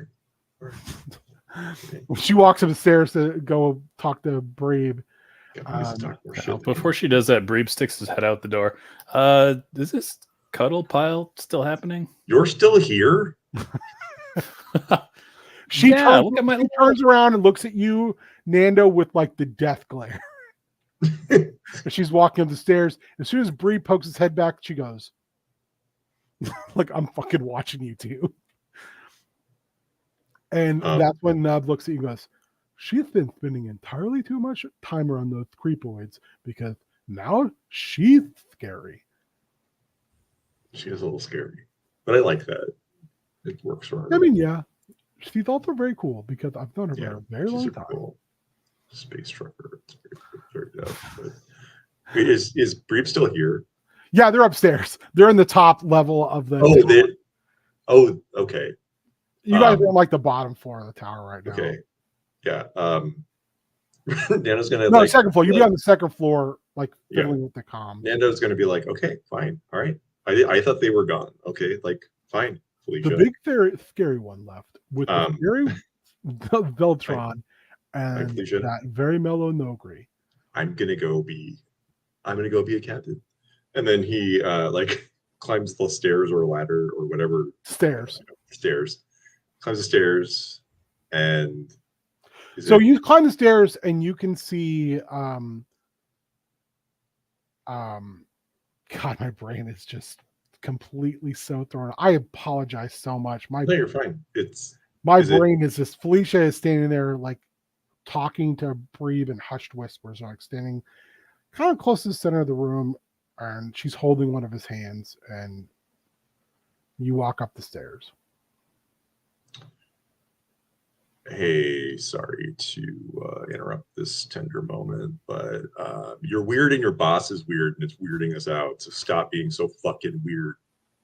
She turns, looks at you, Nando, and smiles, and looks back at you and Brave, and she goes, "See, see." I mean, we're pretty normal. You're pretty fucking weird. I mean, I guess it's how you're looking at it. And you're like, yeah, I'm looking at it like it's weird because it's weird. I mean, you're weird to other people, right? Probably not. I feel like I'm pretty good.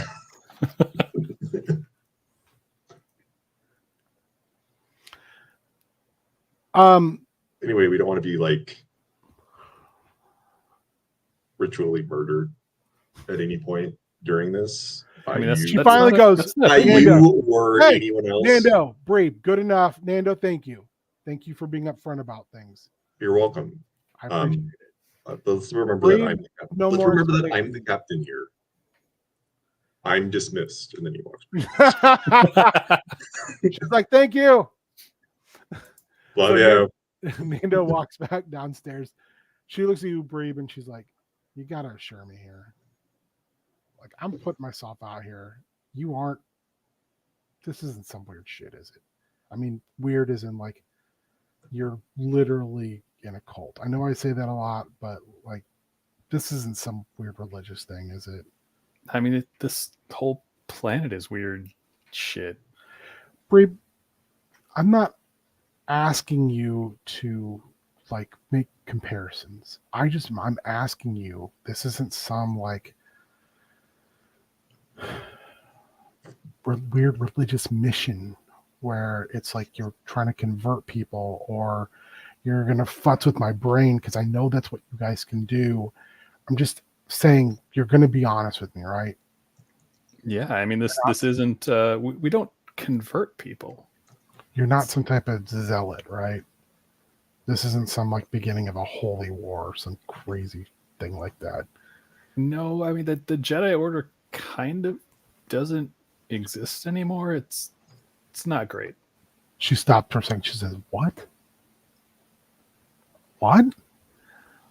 Oh, you've been here a while. Yeah, you didn't hear about that. And then he'll explain the whole Order 66 nonsense. So you explain the disillusionment of the Republic and the fall of the Jedi Order.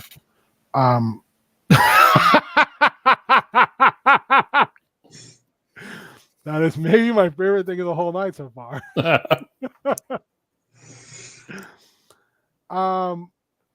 She like sits for a long while when you tell her this, and just kind of says, and then she turns like she says, "I'm so sorry.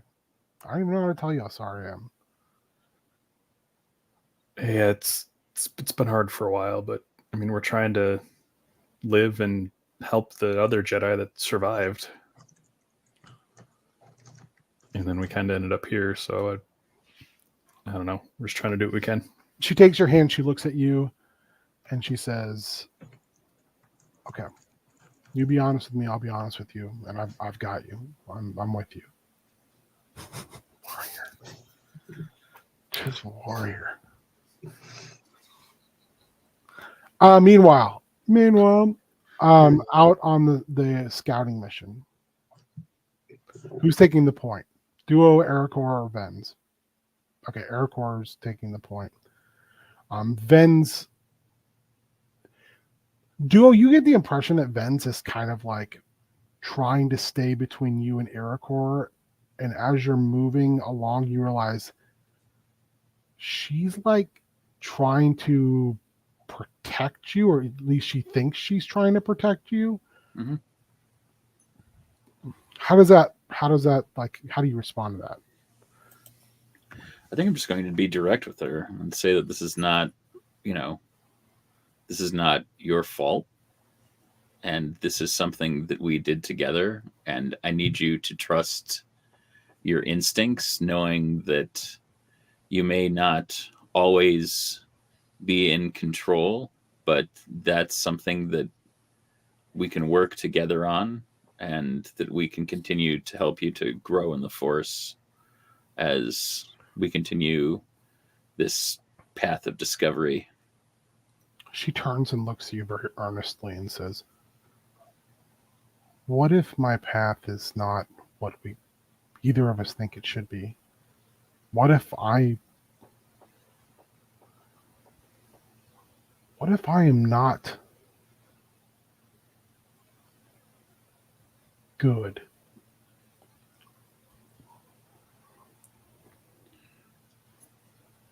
Your relationship with the Force is what it is at this very moment, and it will change, and some of that may be within your control and some of it may not be, but we can't know that until we confront that. If I become like what was behind the door, will you make a promise to me?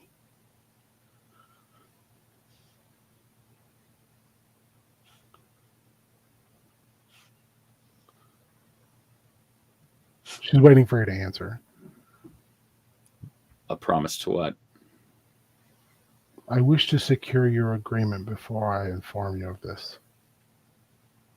That I cannot do. And she gets very quiet then and ducks down.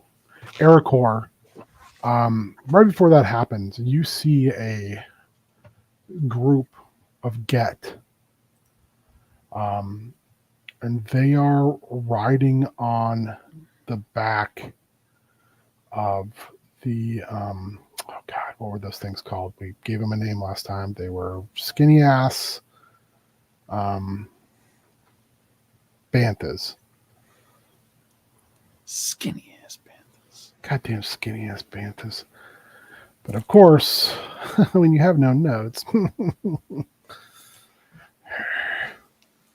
So whatever those we named them, I'm sure I'll find it at some point, or maybe I'll just go back and listen to the episode in full. This offshoot of Banthas, these riding these mounts. And they're riding fitness bantha in my mouth.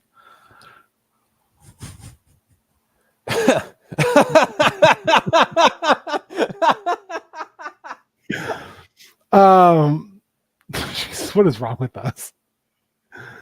These things are coming down the road, and there's a small detachment of the Get with them.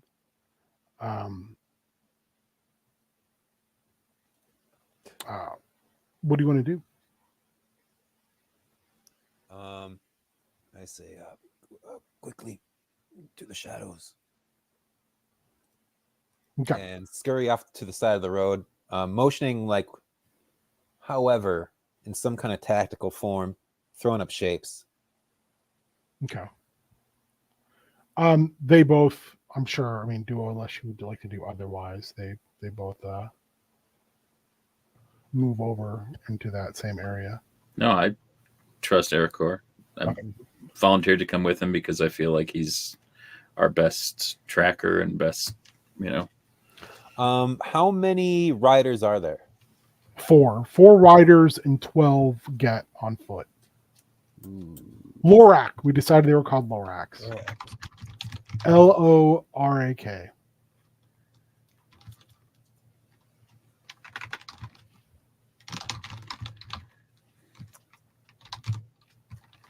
I, from like a little sheath kind of on my forearm, I pull out 4 like kind of delicately balanced like throwing knives, and I motion to myself and to the riders, and then to Duo and Vens, like go for the Get. On the ground or on the backs of Lorax? The ones on the ground, and I'm going to go for the Lorax riders. Okay. You ready for this duo? Yes. I believe that I will. I think good. I think muy good. Well, I'd like to call on the force before we. Perfect. Do go. so. Please do so. Yeah, not great. I have a hold force of 1. Okay. Not super helpful, but we'll see. All right. Tell me what you guys want to do. As soon as first I guess my game plan is like kind of let them get a little bit closer to us, maybe like right in our midst, and then like I pop up, throw my blades out, hopefully they hit, while these two come rushing in and just vroom, everyone if possible. All right. Make your whatever skill you want to use to do this massive slaughter with. I'm just gonna do a real hard assault. I'm gonna get my salt on. Ooh, 11. Yes. You're using your knives, right? Yep, my many knives. Looks like is that a 12, baby? It's a 12, baby, plus 3. Hey, that's nice. So, Ericor, you wait 1 second, and you allow the 2 Jedi to You're about to smell like burnt meat. Yeah, you're not wrong. Was she a Jedi now? Oh, I should say Vens and the 1 Jedi. Apologies. I know how you are about the importance of words in role playing games. No, I don't mind. See, no, you do mind. Tiefling/Tarathi. I was just wondering whether that was a slip or whether that was a slip. It's a slip. Vens comes out and Vens rushes. And rushes towards the group on the opposite side. So she literally rushes and then slides underneath the riders and then just starts cutting people down on the other side. Duo leaving it open for you to attack those on the closest side. Yeah. What are you I'm- doing? I mean, you already rolled, so just tell me what you're doing. If she's rushing in, I'm going to follow close behind, more deliberately and more measured to make sure that we're not missing people or people aren't, kind of running off to. The get come at you and you just decimate them. Yeah. I mean, they have no skill whatsoever. They attack like madmen. So they have no hope. And you just cut them down. Ericor, while the riders try to get back to any semblance of order and control over this massacre, you're able just to hop on the back of one of the Lorax and just split the throat of one of them. Do you want to continue to kill the remaining? Yeah, like Danny Trejo and Desperado, just Easily done. They fall off of their steeds, and you're left. You three of you are left with riding animals, and the road is now quiet. Good job, everybody. We work as team. We work as clan. Vens looks around and she says, I expected more. God damn it. God damn. She's like, this is the fabled get. And when she says that, spears come over the hill. More like javelins, just being thrown in mass. Duo, Ericor, I need you to give me cool rolls, please. Ooh. 7. It's not going to be good. Mm-mm. Oof. 4. You all three get speared. Or javelined, I guess. Oh man. Everybody just dropping hot fire in the chat tonight. What, and you got a 4 duo? Yeah. You take 3 wounds as you were just peppered full of spears. And you can tell as soon as they get through, or javelins, you could tell when as soon as they pierce you, there's something that they're coated in. Oh, that's not good.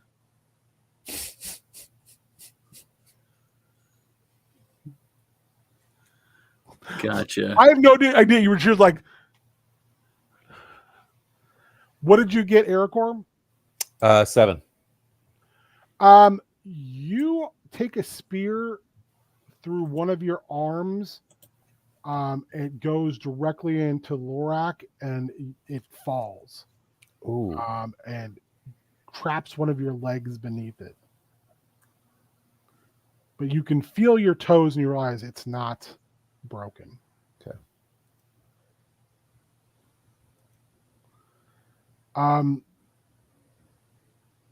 Vens gets impaled through her left side, pinning her to the ground.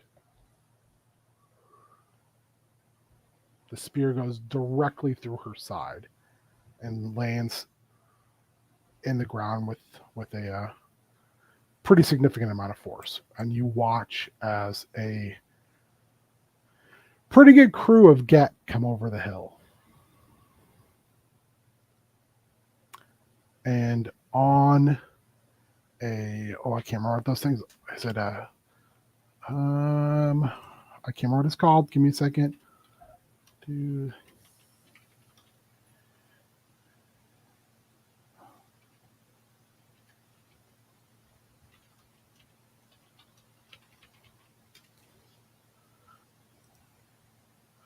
palanquin. God, I can remember the word for that. I can want to say how to. On a massive palanquin, I mean, there's got to be 30 guys carrying this thing because it's huge. There is it's all covered in like blood-stained rags. You see a hand come out and wave them to go back to the wherever they're coming from, and you hear a voice, rough and guttural, say, "Ensure their passiveness and bring them back to the lair."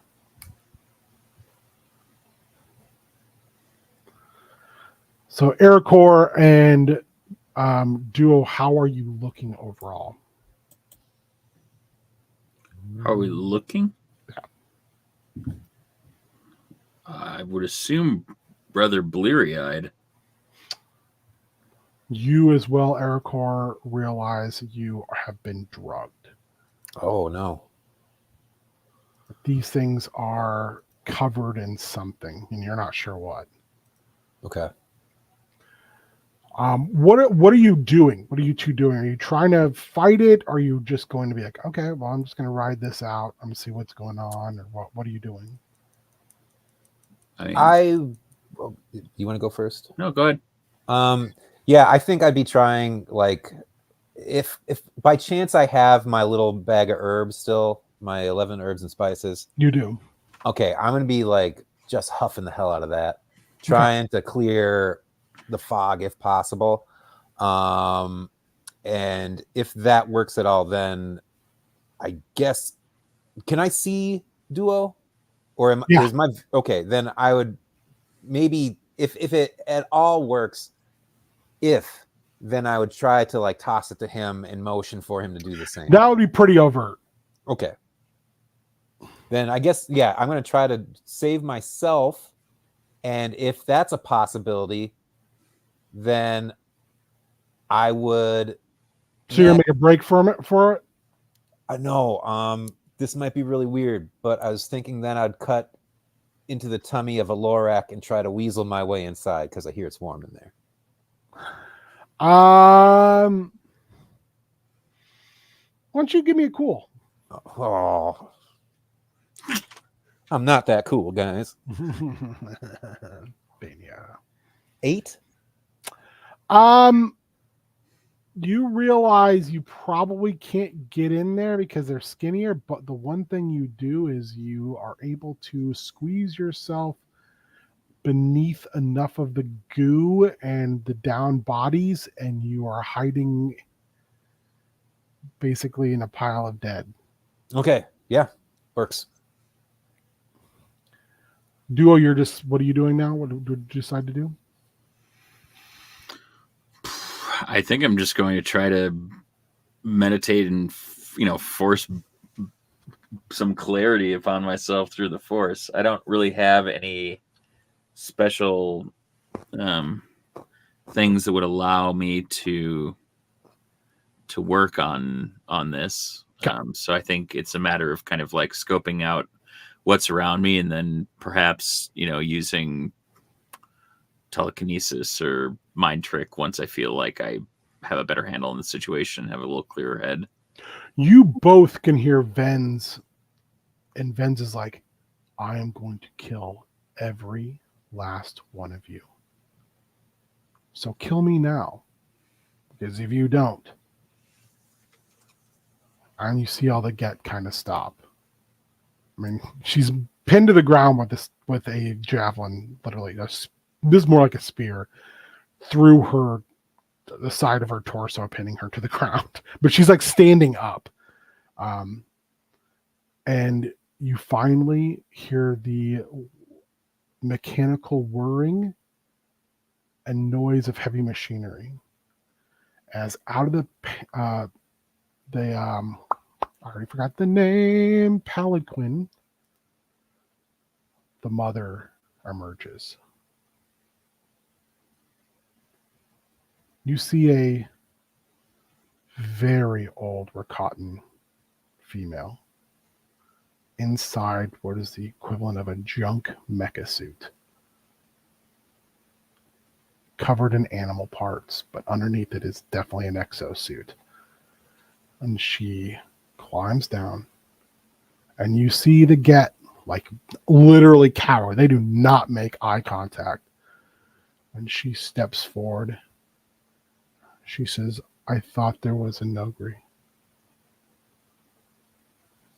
Have you lost the Nogri? They all look around, look down. She grabs one, pulls it to her with her big mechanical claw. Says, I cannot hear you. Have you lost the Nogri? It babbles something incoherently, and she pops its head. Drops the body, looks at the rest, and says, I think you should find it. And she walks over to Venz and says, looks them up and down, very delicately with the claw, plucks the lightsaber off of her. Says, you're one of the students. I knew it would just be a matter of time before he entered the great game. I will send him your head in my response. But it's going to take some time because I plan on sawing it off over a span of weeks. And then she smashes Venz in the face with that metal claw. And she walks over to you, Duo, and she leans down. She plucks your lightsaber the same. And she says, I do not know you. What are you? She leans down further, and then she stands back erect, and she says, bring the palanquin. This one is special. He shines. They secure manacles on Duo and Venz, and then they take them. Ericor, how do you want to continue to hide? These things are now actively looking for you.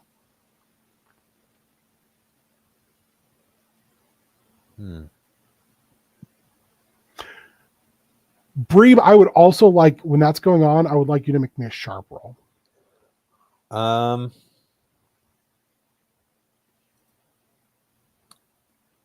If possible, I'm going to try to, I guess, put on some of the like armor of the dead people around me to maybe disguise myself as one of those dead.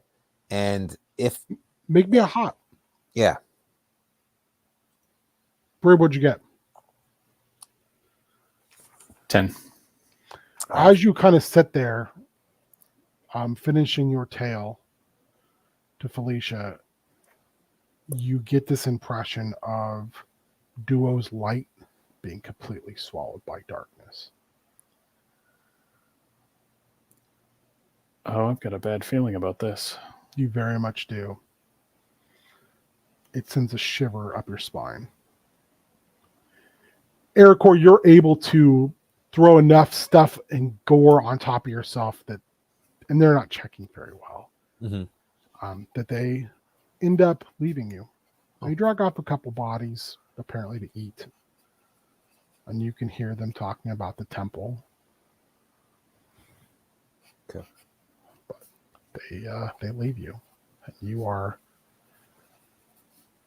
under a pile of rotting bodies. I drag myself out. If I have any of my stuff left, I just do the best poultice / tourniquet I can. And I guess if I need to lean on my Vibrasword, I do, but I make my way back to where I think Breeb and Nando and everyone else would be, because I can't do this alone. It takes you a while, but you make it back to Tulston Outpost. Nando, the comms are on, as well as kind of the alert system, and you get a blip of a life form coming back down the road towards the station.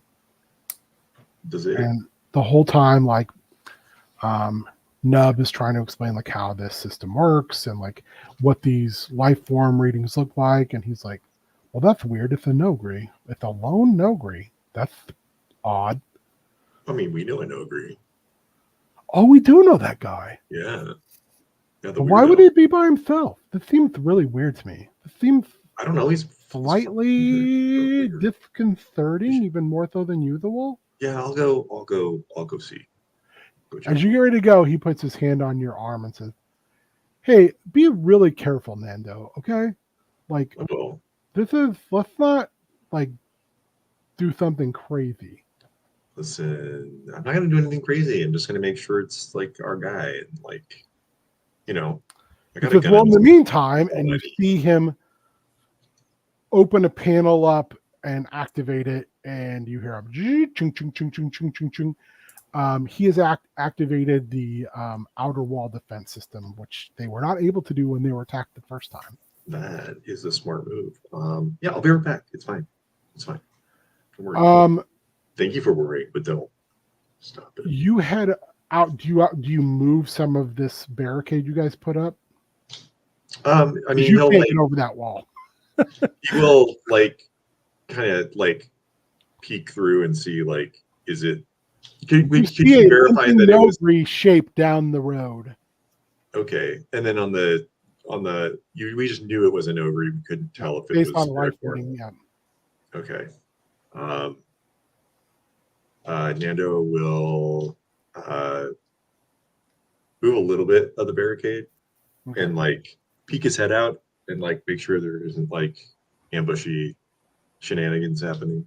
You see Ericor limping, and you see him just leaking fluid. Mhm. Ericor, you look like shit. What's up, dude? You should get in here.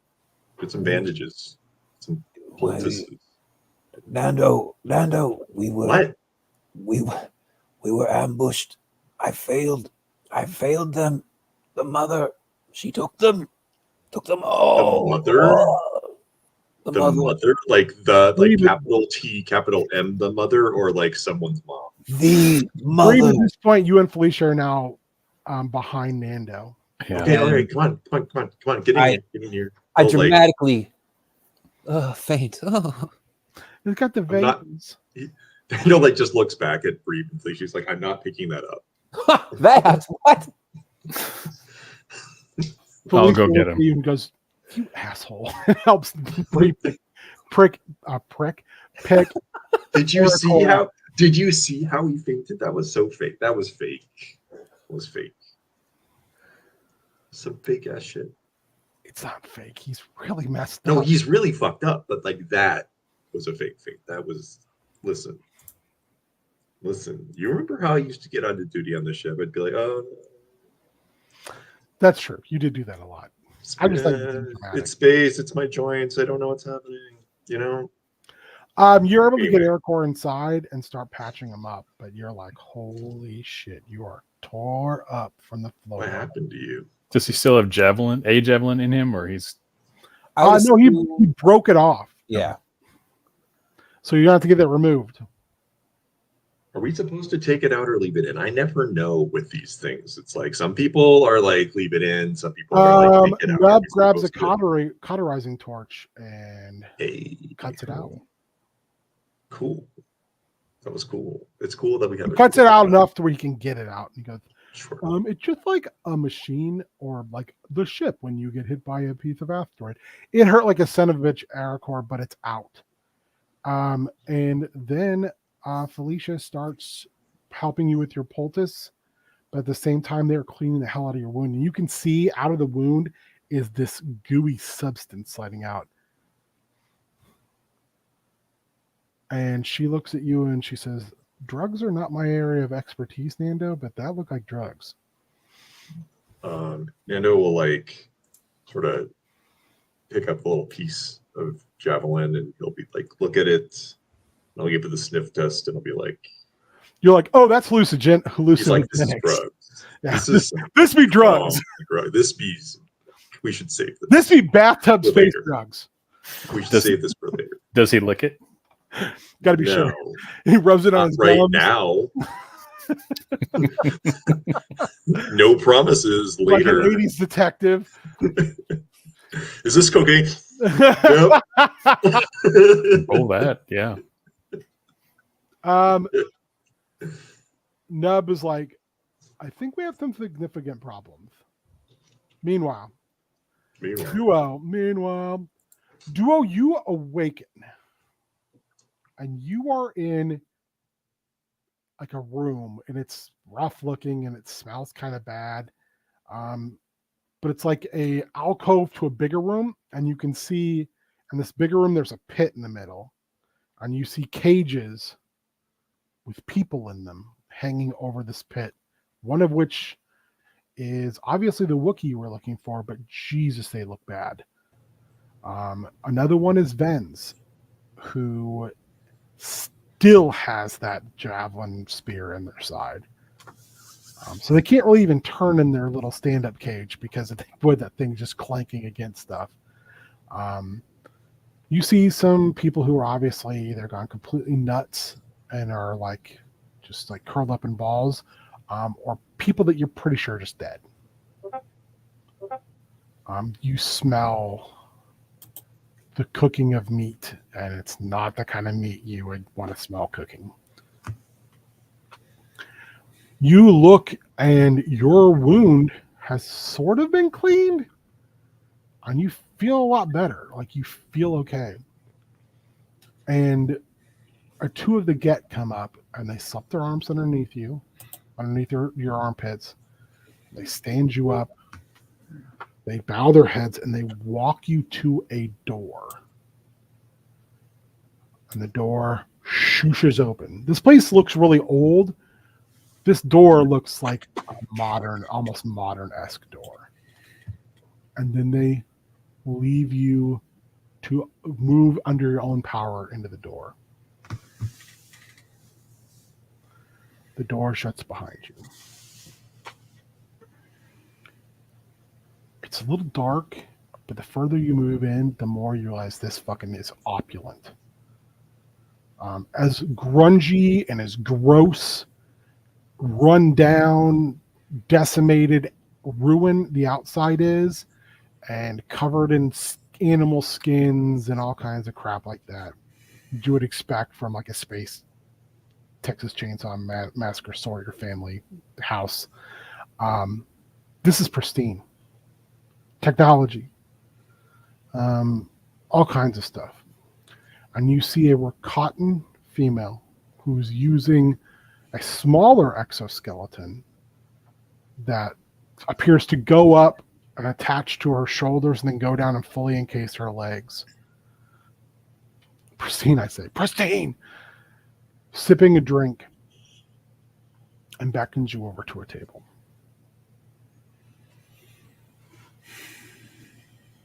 I'll walk over and see what's going on. She offers you a beverage. She says, "Oh, please drink with me in a civilized manner that befits civilized people." Accept the drink. It's almost like a mead. Mm-hmm. It's super sweet and it's delicious and it warms you from the inside. And she leans across the table and looks at you. She says, "Who are you?"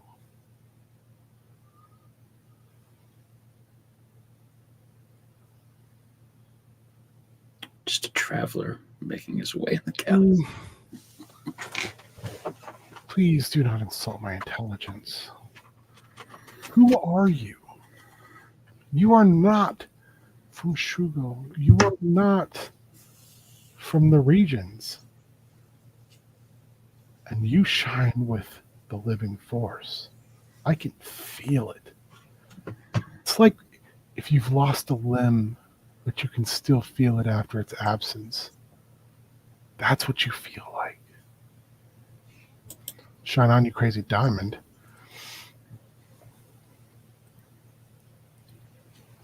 What led Are you?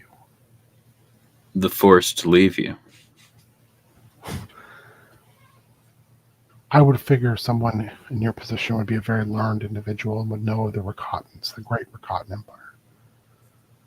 A disease took our connection with the living force, robbing us of our dominion over the entirety of the galaxy, leaving us dumb, deaf, and blind to everything, stranding us here on the outskirts of what was our empire.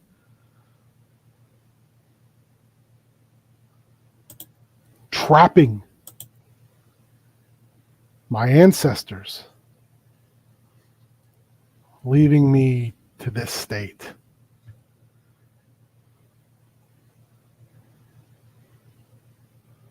You are a traveler for sure, but not from anywhere near. No. So I ask again, what are you? I'm Jedi. She contemplates it for a moment. She says, I've heard of this, just in passing from previous visitors. My reach is long. When I wish information, it comes to me. You're a monk. You follow the ways of the Rakatans of old. You worship the living force. I commune with the living force. Worship is beyond my relationship. She contemplates, and you notice one of her hands is completely cybernetic, and it kind of clicks against the metal chin cover that she has. You get the impression she's very old, and that the only way she's physically able is all of these cybernetics. Yeah. If you have a communion with the living force, do you think if I was to eat you, I would absorb your connection with the living force and return to myself where my ancestors have failed? It's not an avenue that I would like to pursue, but She smiles this giant toothy grin and laughs, and she says, I have no intention of eating you. It's a joke. No, I think I'm going to study you. And I'm going to determine how you do this. And then I'm going to duplicate this. And then I'm going to kill the other members of the Great Game. And then I will restart the Rakatan Empire. You will be my first step.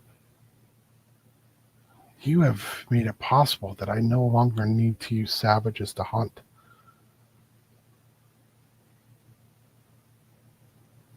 You're my first step to reclaiming glory, power, and dominion. And together, you will help me birth that new empire. Rejoice, Jedi. Rejoice.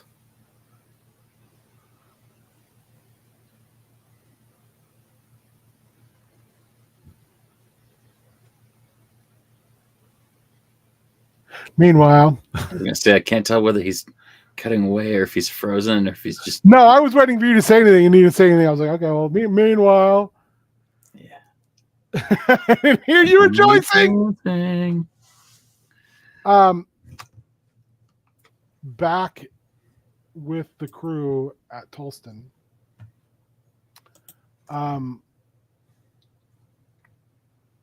Nub Litter looks at you, Ericor, and says, if you're in this better shape, where are the other two?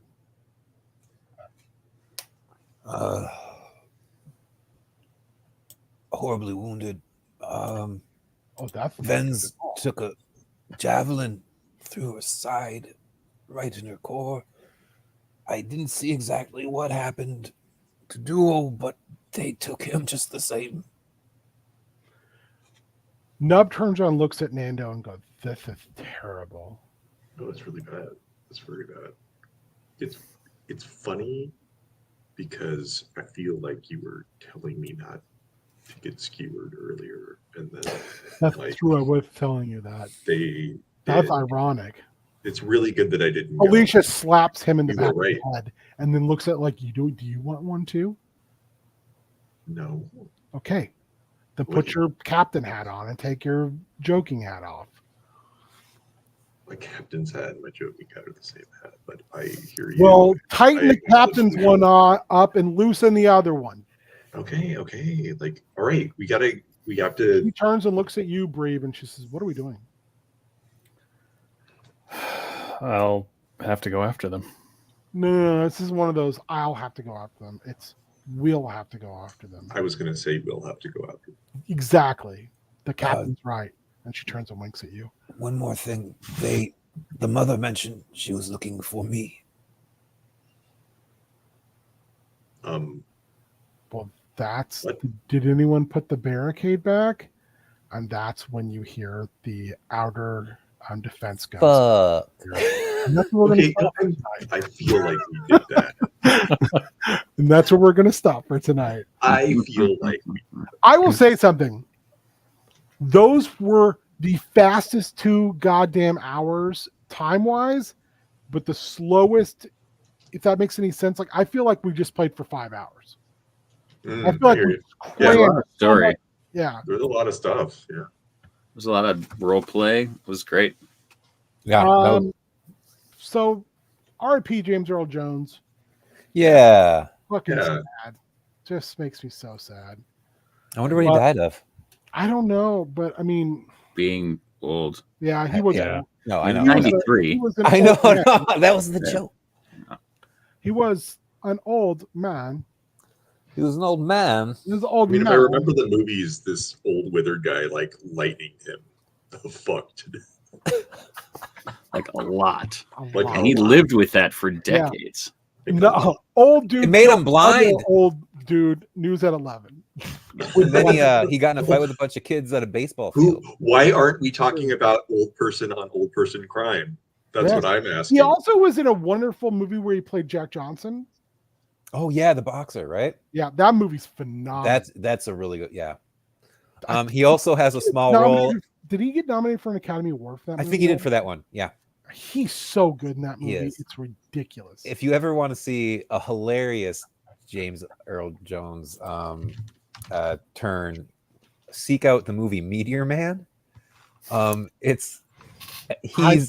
actually own that movie. Oh my god, I love him in that. He's like trying on all these different wigs and stuff throughout the movie. At one point, he's got a kid in play like high top.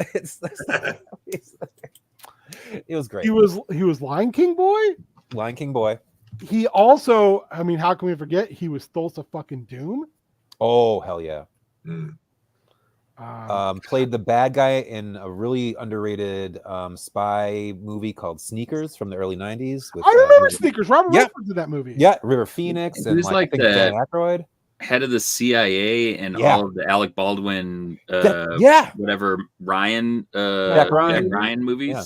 Hunt for Red October and everything. He's also I don't remember if he won a Tony for it or not, but he he's was an EGOT. in Fences, which is this like series of 10 plays.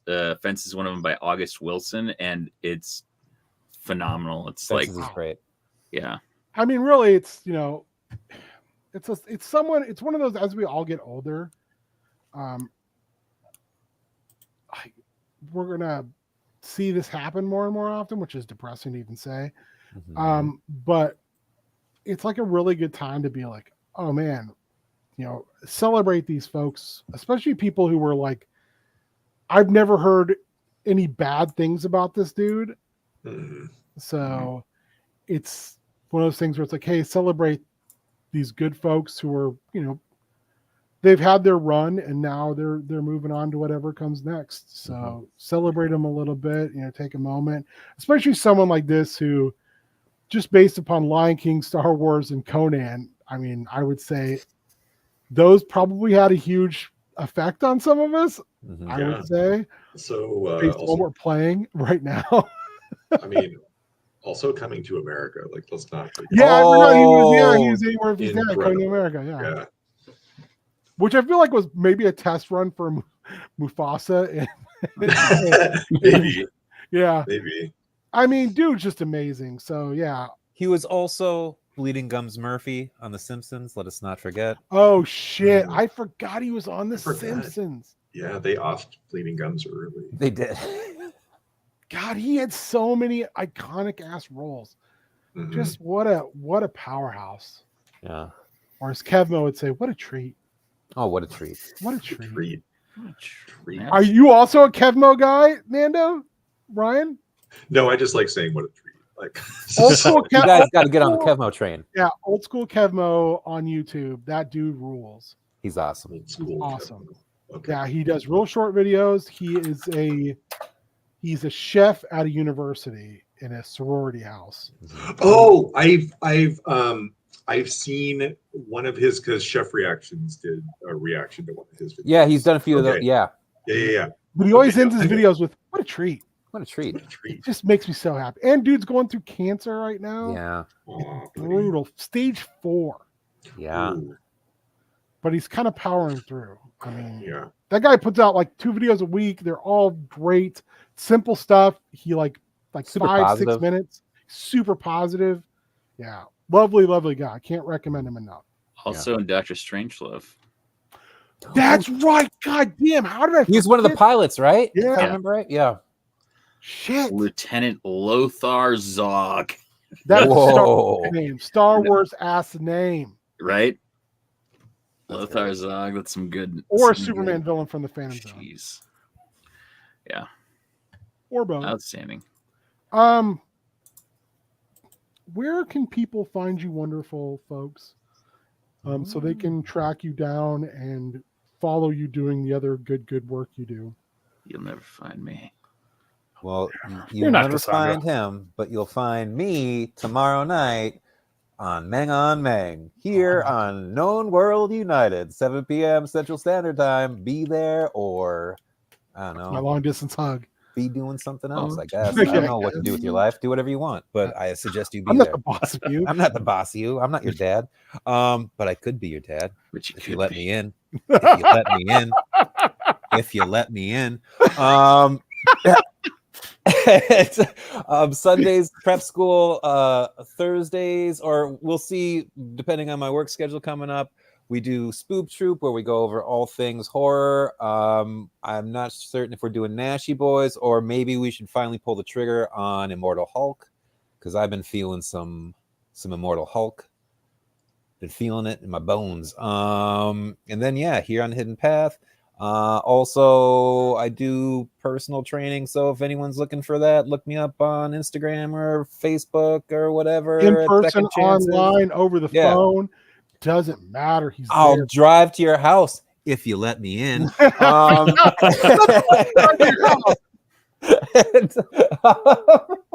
And yeah, I'll help No. you get fit, be your accountability buddy, or just I'll eat some baked lays and watch you do an exercise and critique you really hard. Sit on your Whatever back you when you want. do push-ups. Yeah, I'm here for You're you, gonna baby. piss lightning and crap thunder. Thunder.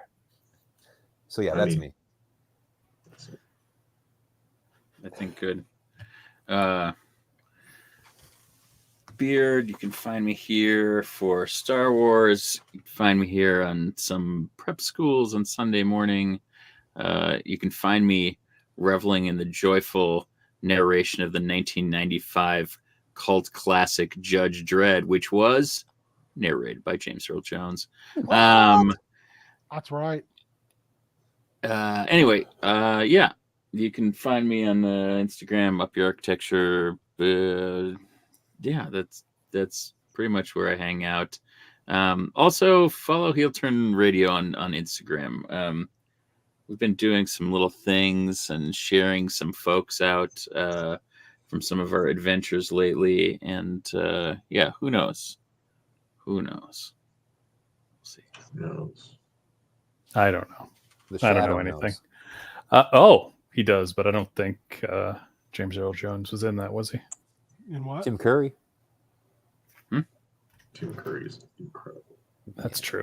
I love Tim Curry. You know, the R.I.P. only better than Tim Tim Curry. It's Brennan Lee Mulligan doing Tim Curry talking about pizza. That's really good. Or Hot Topic. Or Hot Topic, yes. But you can find me here being a Jedi. Next month, or is next month the miniseries? Miniseries will happen on the first week when things start to happen. Okay. So yeah, you'll find me here. Maybe other times. Maybe you can find me posting on social medias at Cubicle Zombie. If I do, it'll happen sometime, I'm sure.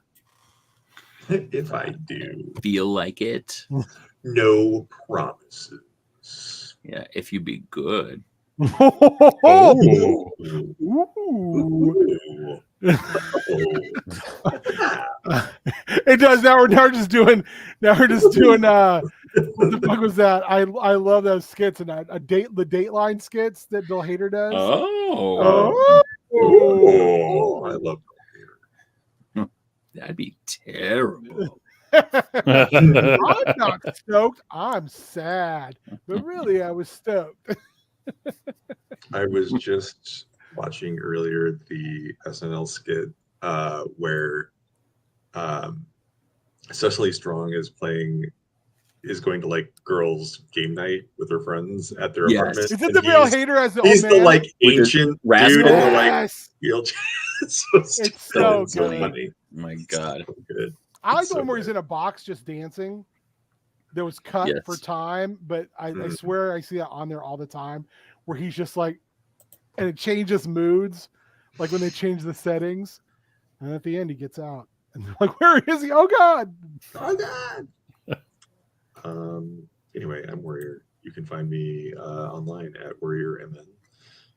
You can also find me on Blue Sky at Warrior, and you can find me here like a lot of Mondays. I'll be here next Monday for Chaos Scar. Oh that'll be boy, fun. oh howdy!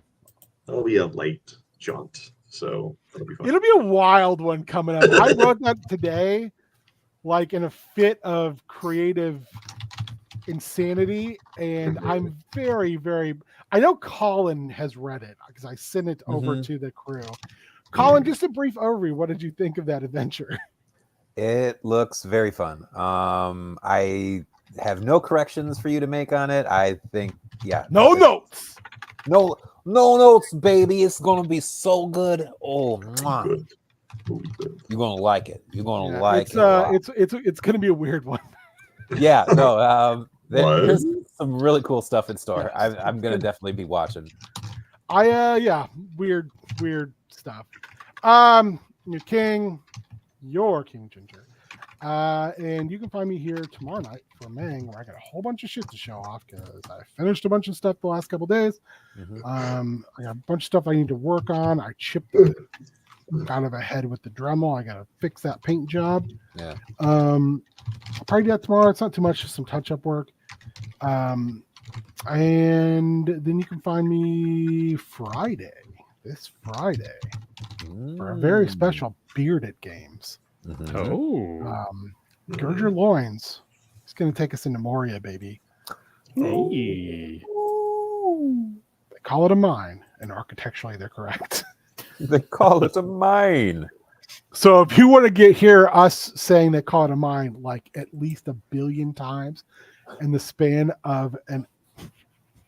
Did I lose everybody? Nope, we're still No. here. Well, we're here. In the span of like an hour to 2 hours, then you want to be there Friday night because it's going to be on. I think Colin might be there as well. I've got the kids with me Friday, Okay. Or not. but I'll watch Oh, for sure. So it's going to be good times. And then Sunday is prep school. We're going to talk more about Damn big. our games for Extra Life. We kind Ooh. of set out a mandate last Sunday that Beard had a great idea, and it said we're going to run simpler games.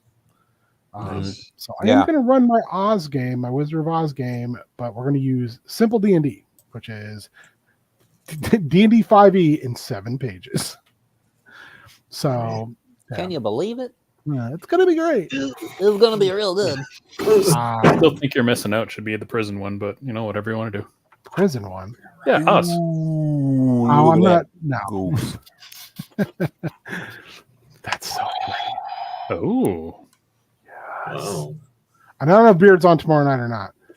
If he wants to be, if he has stuff. What's happening? I'll be making some Monkey Kid and opening some D&D. Yeah, it's Mango I Mango won't. night. No, because I have D&D. Oh, okay. Because we were gonna offset it, and then we never offset. So I always have D&D when you guys have prep or Mang. Mang. So I can't Mang. I'm Word. sorry. Late Okay. onset.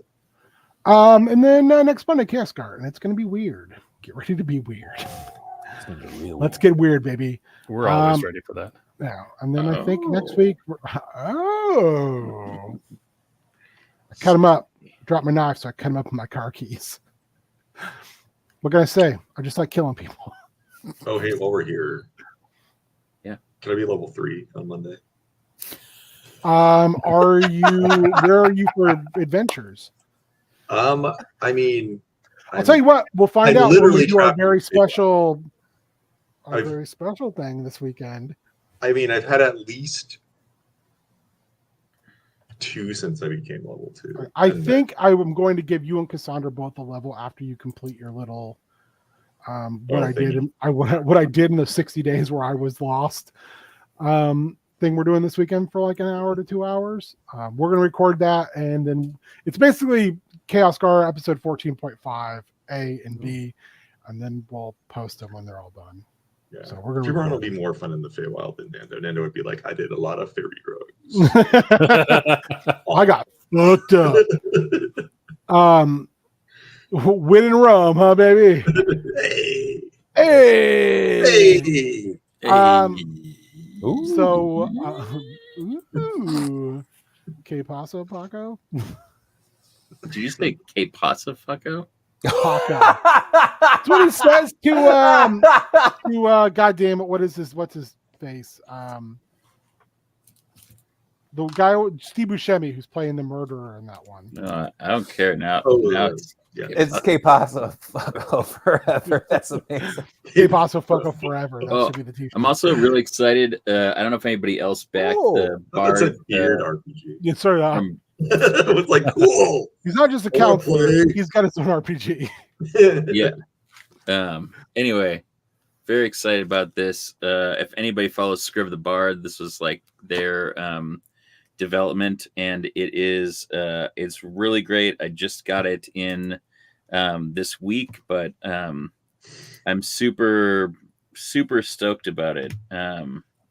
You can like choose a play style before you choose kind of character and archetypes. So yeah, I'm pretty stoked. I'll probably share a little bit about it on Sunday if we have a couple minutes, because I'm just getting a chance to read into it. But yeah, it's pretty cool. They have a bunch of different things about your archetypes, and then also like will sub archetypes. So yeah, like the innocent, the leader, the creator, the hero, nice. the rebel, and the nomad. Okay. So like they are they talk about it almost like Zodiac, almost like the innocent always seeks happiness and sees the good in everything, can be naive or too trusting, and then there's Zodiac, special like- actions go along with that. So they're like story archetypes then. Yeah, like cleanse and calm are their special actions. So yeah, it's really interesting. Yeah, very, very cool. So there's like will archetypes, there's ability archetypes. Yeah, it's just a really interesting way to think about that. And they have like wishes and bonds. So just really interesting. And this is the player character page. It's like I a love visual one page for your character. So it's real cool. I'm stoked to be able to finally dive into it. So I will just point out actually it's one thing that's actually two things. On the last current episode of Adventure Zone versus Dracula is a live show, and it just came out this week called Adventure Zone versus Great Gatsby. I haven't listened to it yet, but I'm very excited because the live show where it was Adventure Zone versus Moby Dick That was so good. was amazing, Um, considering it had Steamboat Willie in it. And yes, Steamboat Willie is different than Mickey Mouse, so don't come at us, Disney. Yeah. The other thing is they've released what the next series will be, and it's a homemade system, and they're running a game called Abnormals, Okay. which is based off Travis's obsession with early 90s cartoons where animals had abs, with the Cowboys of Moo Mesa, Yeah. Street Sharks, and the like. Rex. Bike and Um, Mice from Mars, baby. Yes. In fact, they did a whole like game in one of the Min Man episodes called Abnormals, where they had to figure out, was this actually a show and did these animals have abs? Which is pretty great. So I'm very excited about this weird thing, this system they came up with. If it's any system similar to Dadlands, I'll be fucking over the moon. All right. Anyway, thank you guys for hanging out and Star Warring with us super hard. We hope you had fun. I hope you guys had fun. And I'll see you tomorrow night. Yeah, and let's get ready to do some toying. Bye.